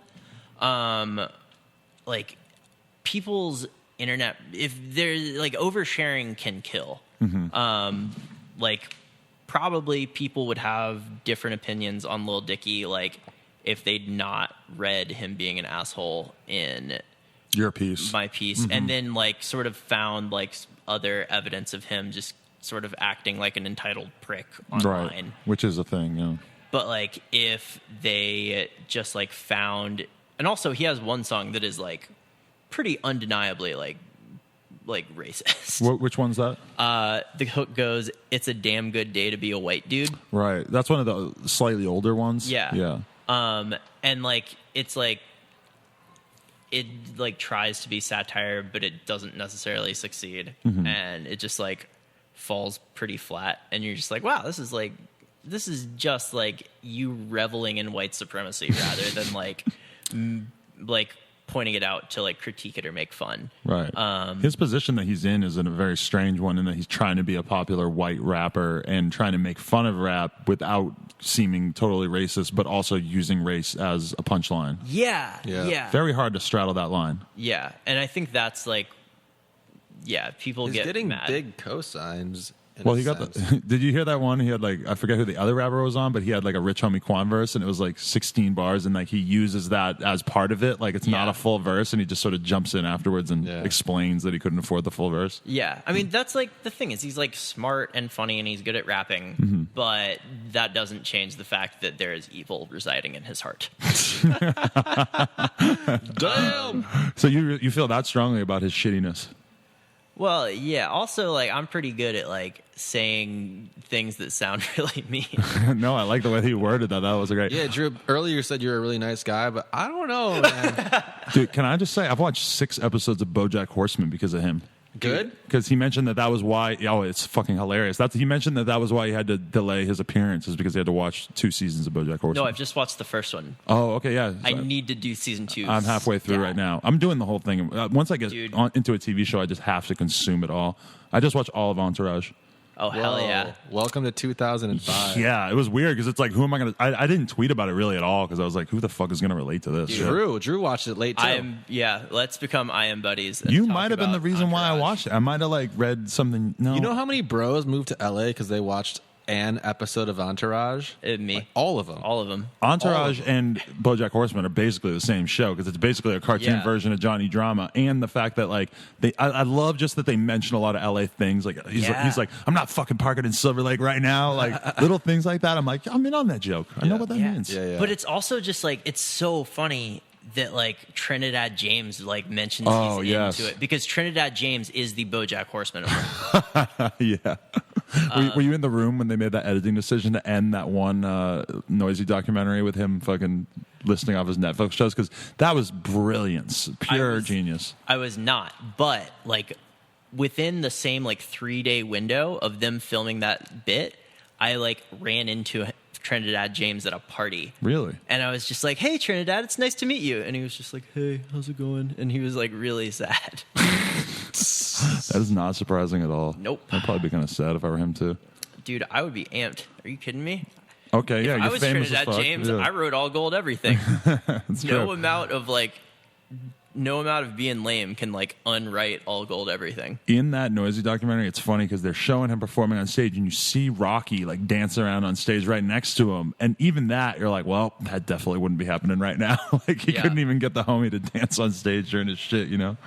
He was so hot for a second. So hot for a second. Yeah. I remember a friend of mine sending me a link to his Instagram and being like, yo, this guy has a song. You're going to love it. He had like 1,000 followers at the time. And then the shit just exploded. But can we establish that Trinidad James was like an industry plant, and as they say, that he must have been like picked up by a label before he popped off, right? I Like think fake viral thing? I think the term industry plant is kind of like, it's not a necessarily accurate one. Mm-hmm.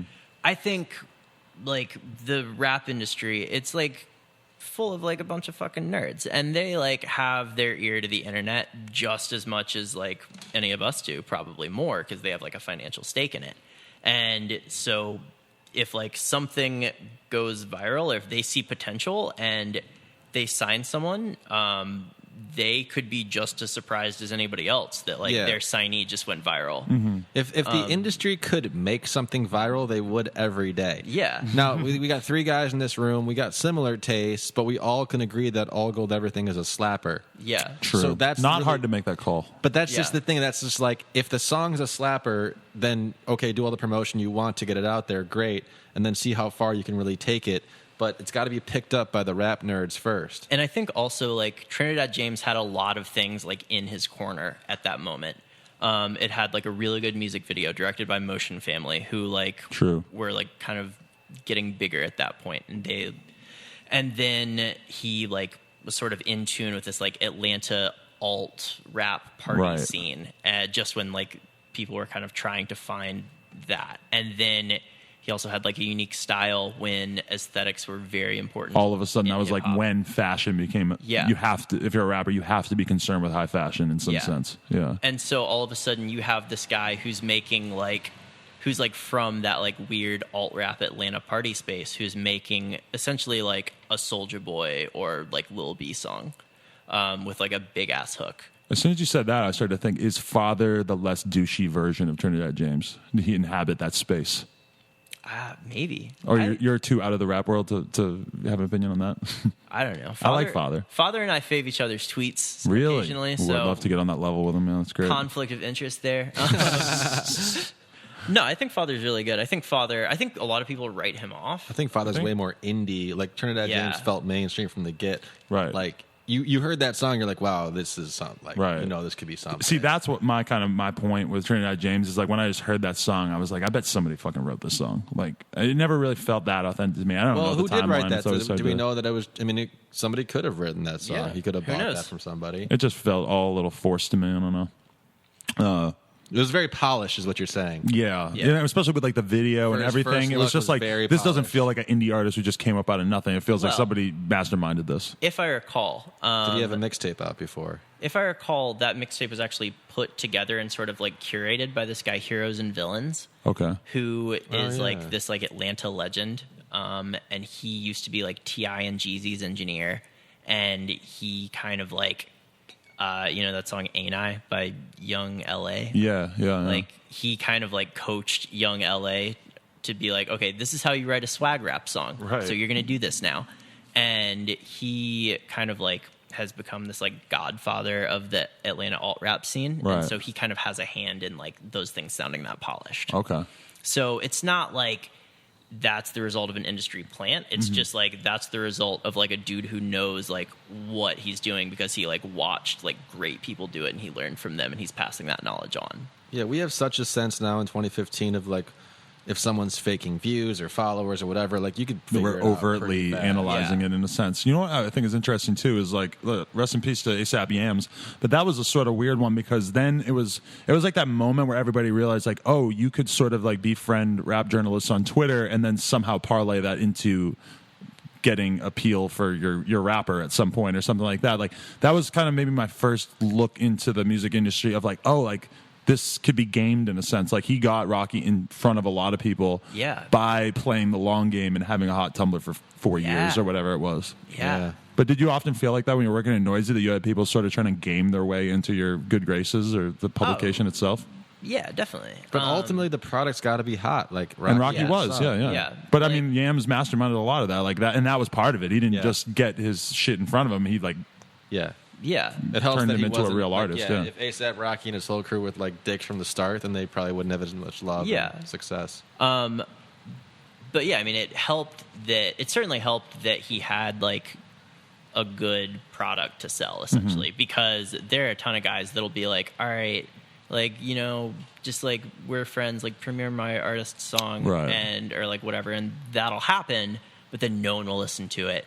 I mean, like you can put it out there, but if no one reacts to it, then you might as well just be like farting into a microphone. right, like you can't. That's probably the weird thing. A lot of rappers probably think that you work in Noisey, you can make them hot, and you know for a fact that you cannot make them hot. You can make them a laughing stock pretty easily. Yeah. But- I work in radio promotion, like one of the last ways to actually force people to listen to your music, And that and you you can can't fake, still you can still barely get any traction.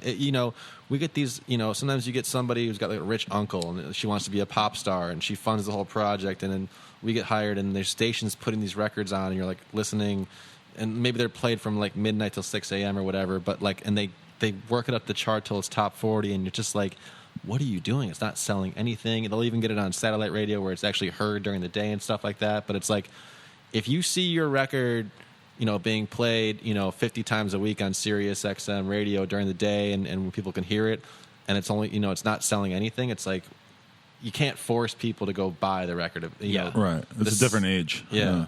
Or That- even stream it or whatever. See, that's really interesting because even a lot of like mainstream rappers now, you see them like Rick Ross can't get a hit on the radio, and it's like he can't physically like write a song that enough people care about. But meanwhile, all these random rappers that nobody's fucking heard of or haven't hit songs, and I mean like we were talking about Kanye with the All Day thing, like he couldn't even really get that to become like a big radio hit. Yeah, I mean, I And that's don't Kanye. think his label even like I guess they kind of went for rhythmic, and they didn't like. To have a massive hit, you got to get pop radio still. The Kiss FMs of the world and stuff like that. Right. And what labels decide to push is always based on so many factors that you have no idea that exist, like management relationships, Right. what kind of deal they have with the artist. So if the label like has the 360 with the artist and the artist is signed directly to the label, they have the most incentive in the world to go push that artist because they're going to make everything from that. Right. But if it's like, if you're signed to the guy who signed to the guy who has the label above him who does the radio promotion, they're not going to push you. Right. Yeah. For like, 1/5 of the profits they would get just by having you signed directly to them. Right. So riddle me this. Go ahead. Best way to begin a sentence. Explain Kid Ink. Kidding is not that bad. I mean, I kind of like kidding. No, I will say Yo, this. that's the most LA shit I have There's ever a song I'm going heard. to play for you right now. I'm going to play you a fucking song by Kid Ink featuring Bricc Baby, Shitro, and Young Thug, and right. it's fucking awesome. As The thing far is, as Bricc I kn- Baby Shitro is fucking dope. And he he used to be is called like Shitty Montana.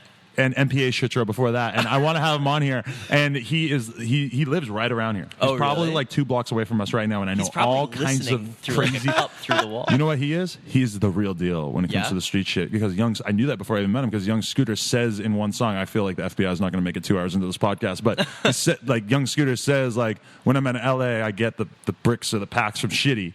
So shit. he had that shadow. So immediately before I even had really heard him, I was like, damn, he's official. Young Scooter shouted him out. Even though in rap, there's a very good chance that him saying that is also a lie.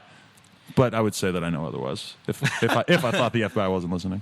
I mean, I think one thing that's interesting is like I have heard that a lot of like one, it's very rare that like the Scarface of the operation is doing the rapping. Right. Like it's usually Yeah. a thing where like they find a kid in the neighborhood and they're like, all right, you're like in the crew. Your job in the crew is to be the rapper. Right. Like almost like the face of the organization. Yeah. Like there was a piece about Magic City that ran in GQ that explained that like a lot of the time like young rising rappers will have sponsors to give them money to throw in Magic City. Right. To kind of help get their name out there. That's so funny. Yeah. That's hot. Yeah, that's way more fun than premiering a No, song with on Kidding, SoundCloud. I don't know who he's signed to, but all I know is when they work him to radio, it's RCA, and it just seems like a normal major label artist. Like they work Kidding like they would anybody else. So, is he on some sub label or something, or are you just saying why? He's just saying he doesn't like it. Oh, okay. I'm not even saying I think Kid Ink is good, but I'm just Oh, saying. you do? Okay, like, good. Yeah. I think that Kid Ink is an empty vessel for dope production. That's He also kind of has a could be nice true. voice. I'm not gonna lie. I'm gonna play this song when we end it, just so that you can hear it, and I'll include it in the podcast version because I feel like Kid Ink deserves to be heard with featuring Young Thug and Bricc Baby Shitro when we end this, which is going to be like almost at the 3-hour mark probably. Who Okay. produces all the songs that are like dun dun dun dun dun? Yeah. Who is that guy? Can that guy just follow me around with like a Casio? Yeah, like does produce. You'll see. Yeah, but it goes in. I guess it goes in waves. You know, it'll be Scott Are Storch. those- Scott Storch for a second, and now he's bankrupt.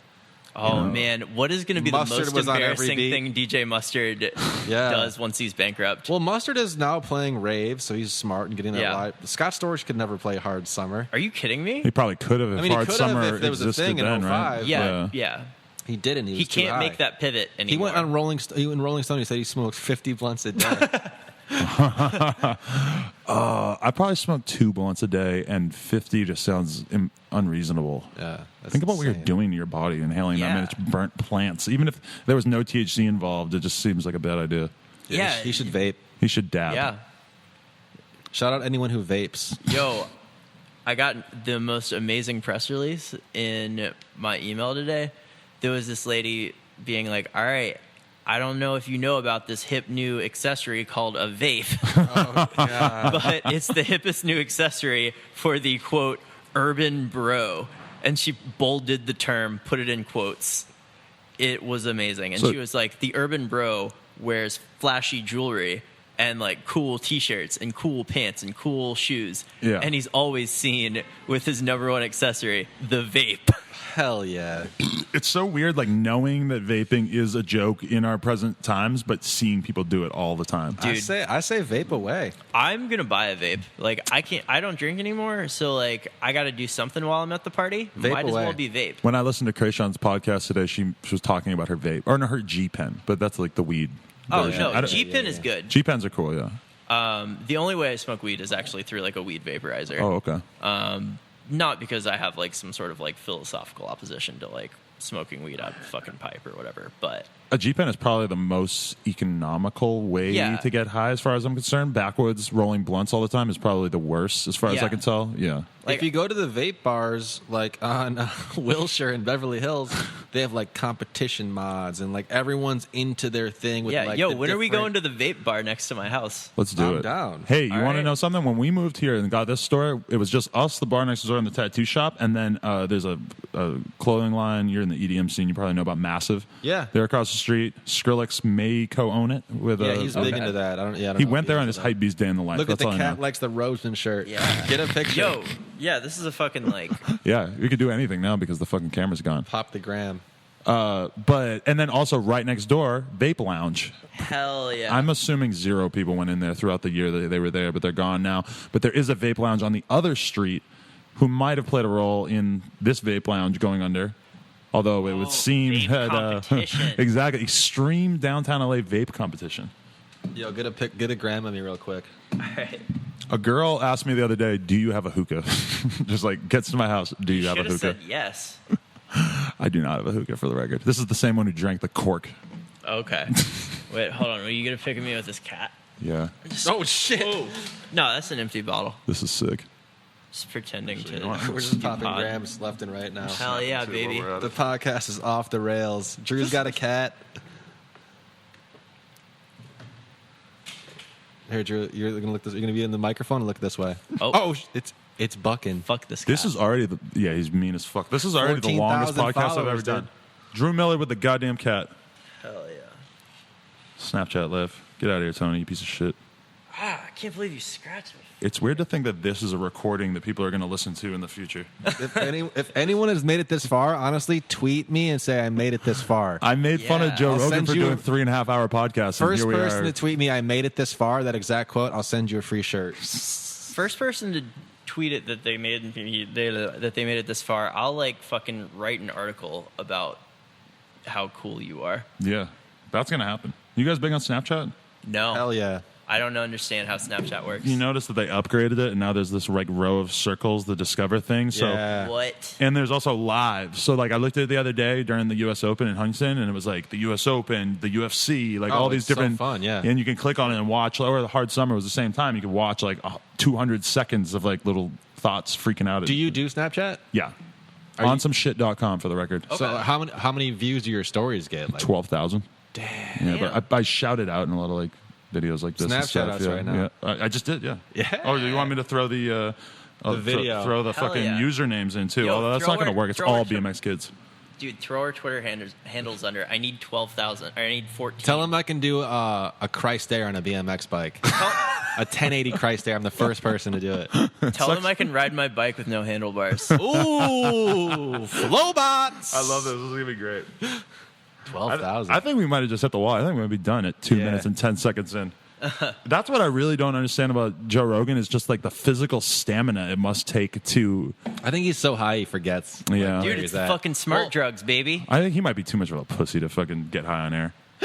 Can I also say something there? Every single time I open up my fucking GarageBand to record this, it shows all of my photos on the right-hand side. I don't know why, but it shows them in the order in which they were created, not the order in which I imported them into my computer. And one of them is a naked picture that this chick sent me, and it's funny as hell because it's so old, like it's like 5 years old. So it's like a totally new person. She clearly, I mean, I don't know if I'm gonna be able to make this bigger, but she clearly like sent me a 5-year-old nude. Yeah, because she probably looked better at this time. Oh, yeah, she's cute, dude. That was a long time ago. I like the backlighting.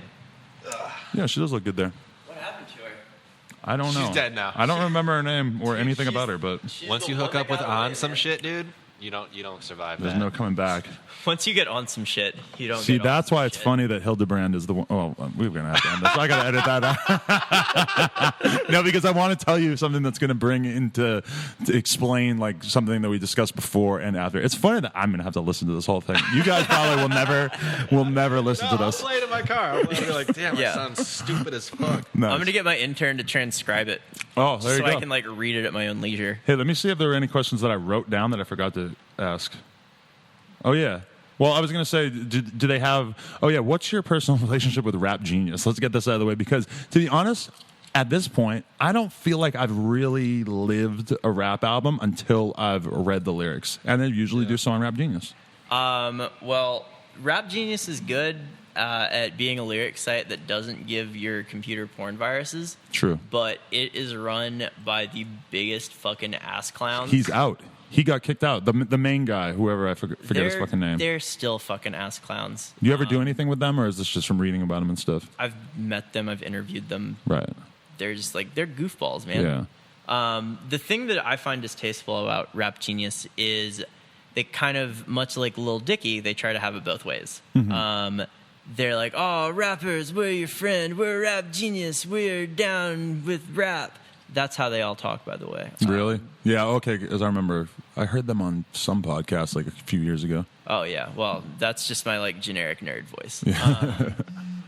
But then, oh, who tweeted at me? The guy oh, from hell Rap yeah. Genius. It was you. And But then, like, when they show up at, like, TechCrunch Disrupt or whatever the fuck, they're like, oh, look at us. We're the cool rap guys. Can't you tell? But, like, it's like they're making fun of the culture. Right. And so it's like, on one hand, you profess to be part of the culture, but on the other, you exploit it to get, What was like, the big seed scandal money. where the guy edited some lyrics or wrote in some thing? He Was asking for He SEO shout-outs at one point. I remember that was a thing. No, there was something He else. annotated Elliot Rodgers' manifesto. Oh, to be, yeah. like, in like a really disrespectful Remember that dude way. who shot up all the girls or something at UC Santa Barbara. UC Santa Wait, Barbara? he put this on Rap Genius and then notated it? Yeah. Really? Yeah. And this was a big thing? I Poor can't believe I taste. missed this. Yeah, He had to resign over it. Yeah, it got him kicked out of Rap Genius. Oh, so this is why you got kicked out Yeah. semi-recently. Did they try to be a media company anymore? Because they were doing all these like weird videos and stuff at one point. They're They just hired- genius now. It's just genius. Yeah. Yeah, But and they they have like also- Poetry Genius and all this shit, yeah. They hired Sasha Farrah Jones from The New Yorker as like their fucking like guy to be their And he's gone editor. now, right? Yeah, he lasted 6 months. Okay, so we just hit the wall. I did not know, but in GarageBand you can't record a file that's bigger than 2 gigs. What? So How did Lil B and Chance the Rapper make that bass Oh. freestyle? You were auto-tuning my voice the entire time. that was taking up extra space on my computer. Yeah, but so we finally hit the wall, and now I know that there is a wall, and I'm very excited about knowing this. Sade. Should we? Well, we talked about Rap Genius, so that's everybody. That's everything that's on the list. All right. What do we need to know? What's coming up next for Drew Millard? We got the big story. The big story should be coming out within the next 2 weeks. Okay, so this is definitely going to be coming out before then, so I can capture the traffic that will be coming when people search your name, right? Yeah, definitely. Beautiful. Yeah, that's all I can say about it right now on air. Is it's the big story? It's gonna be big. Do you think this might be your big moment? Nah. No, not as big as the Waka Floka piece. Nah, I don't know. It's gonna be dope. Listen, Drew told us about this off air. This story is gonna be dope. Something it's gonna be sick is interesting. coming. Everyone's gonna want to read it. It's gonna be interesting for sure. It's true. Yeah, there's like a 40% chance I'm gonna get in a physical altercation because Keep of your that. LTE turned on. Is all I gotta say. He fucked with someone who might actually be more physically intimidating than Troy Ave and B-Dot. Oh, yeah. I've never seen B-Dot, but it seems like he might be kind of scary. By far. But yeah, we got the big story. Let's see what else. My old hardcore band from college might record an album next weekend. Wow. In So the Bay. what was the band called? I'm not going to say on air. Wow. That could be We were interesting. very bad, but very sick. And I told my friend who was the drummer that I was going to the Bay next weekend, and he was like, our Chris, our old guitarist, lives here now too. Let's record an album in like 4 hours. And I was like, well, okay, yeah. Really? Yeah. Wow. So- So this is your equivalent of the Chance and Lil B mixtape? Yes, Which, by the way, how do you exactly. feel about that? I think it's great. I only got like 3 songs in so far. It's like, it's charming. Yeah, it's definitely charming. It communicates joy. Why is there a girl on the first song? Just she doesn't seem like she knows what she's doing. Who is that? what is That's that? No Name Gypsy. Okay. I think it's fun. Yeah. She's just like, I'm not very good at freestyling, whatever. Could you see this being like a whole new wave? Well, I mean, like obviously Lil B's been freestyling forever, but I mean, the rappers putting out like fun freestyle projects. Like I'd would like be to see that. great, That'd be yeah. great. Yeah, great for the culture, as Elliot Hell Wilson yeah, would say if he baby. was here. Yeah, like I think Andrew Noz, the rap blogger, not the Which you always have to say every single time you mention Yup, him. yup. Because I said the other day to my friend, I said, yeah, you know, I actually found out about Young Thug from Nas like 3 years ago. And he was like, Nas was into Young Thug 3 years ago? I'm like, oh, right. Yeah. but yeah, Nas was like, I think that every rapper should have to like record a based freestyle album with Lil B if they have somehow been influenced by him and have gotten bigger than him. And like that seems great. Like I don't know if Lil B would be into it, but I feel like they should at least try. Yeah. Yeah, imagine if Lil B would so be into it. Okay, maybe. Imagine if that was like part of the tasks you had to accomplish in order to become like a really famous rapper. Is like your like final task: record a based freestyle album with Lil B. Riff Raff would have had to do it. That would have been interesting. I didn't think Chance was cool to the Bieber song, and then I was like, oh, he's kind of cool. my friend saw him play Bon Iver's Fest in Wisconsin and said he fucking killed it. Oh, Really? dude, Chance is gonna be so big. Yeah. So you're sold on him? I don't like him, but I don't listen to him. I mean, like, that doesn't stop me from like being able to be like, this dude's gonna be fucking huge. Was Nas a big influence for you, music writing wise? Music writing influence And OZ. Sort of, yeah. I think he probably influenced my taste more than my writing style. There weren't necessarily other music writers who influenced me as much as like just kind of writers in general. But like I would say that like good music writers who I like looked up to would be like Nas, Jeff Weiss, Ian Cohen, Ben Shapiro. Got to shout out Ben. Robesman. Craig Jenkins, though. Craig Jenkins is sick. I'm supposed to do him one of these soon over I'll the phone. do him any day, my friend. Yeah, I'll do Shout him. out Craig, you Dude, sexy bitch. I love Craig Jenkins. He's actually a great human being. I linked with him in New York at 11 p.m. at this like 90s night, and we partied till 5 a.m. Oh, so he parties. I was wondering. He seems a little nerdy on Twitter. Like he's just watching award shows all the time. He came out, and then he texted me the next day. He's like, dude, I woke up on my floor. He's like, my phone and wallet were scattered in my room, and my jacket's gone. And I was like, great night, man. That was awesome. a great night. That's every night for Robesman. No, I'm mellow, but New York is crazy. They don't like close the bars. But where did you meet up with Craig? 90s night, like I think in Canal Street or something. Oh, okay. Because for some reason I assume he lives in Manhattan. He does. Okay. No, I thought he lives in Spanish Harlem.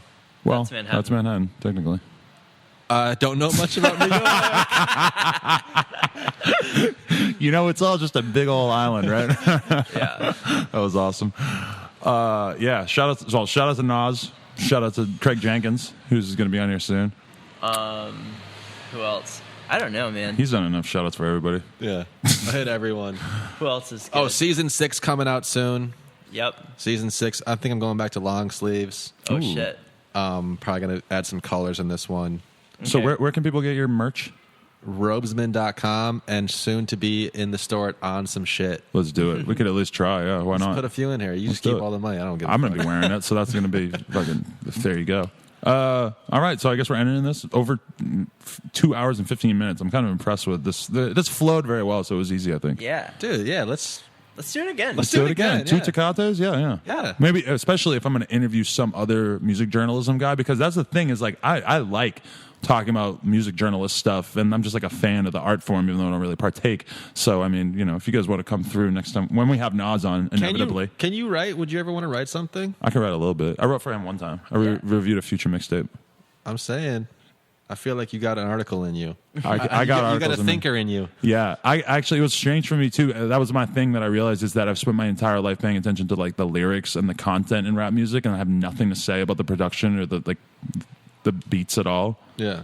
It makes it kind of hard to write about music I don't when know. you I have feel like no you can- idea how to you describe can- these things. You got something in you, like a somewhere to blend your life and rap music. People will witness Robesman discovering my talent within this podcast. All right. Thank you so much for having us. No, Thank it was you so awesome. much. And actually, for the podcast SoundCloud listeners, I'm going to end this with Kin Inc. Like a Hot Boy featuring Young Thug and Brick Baby Shitro. Bow. Boom, boom, boom, boom, boom.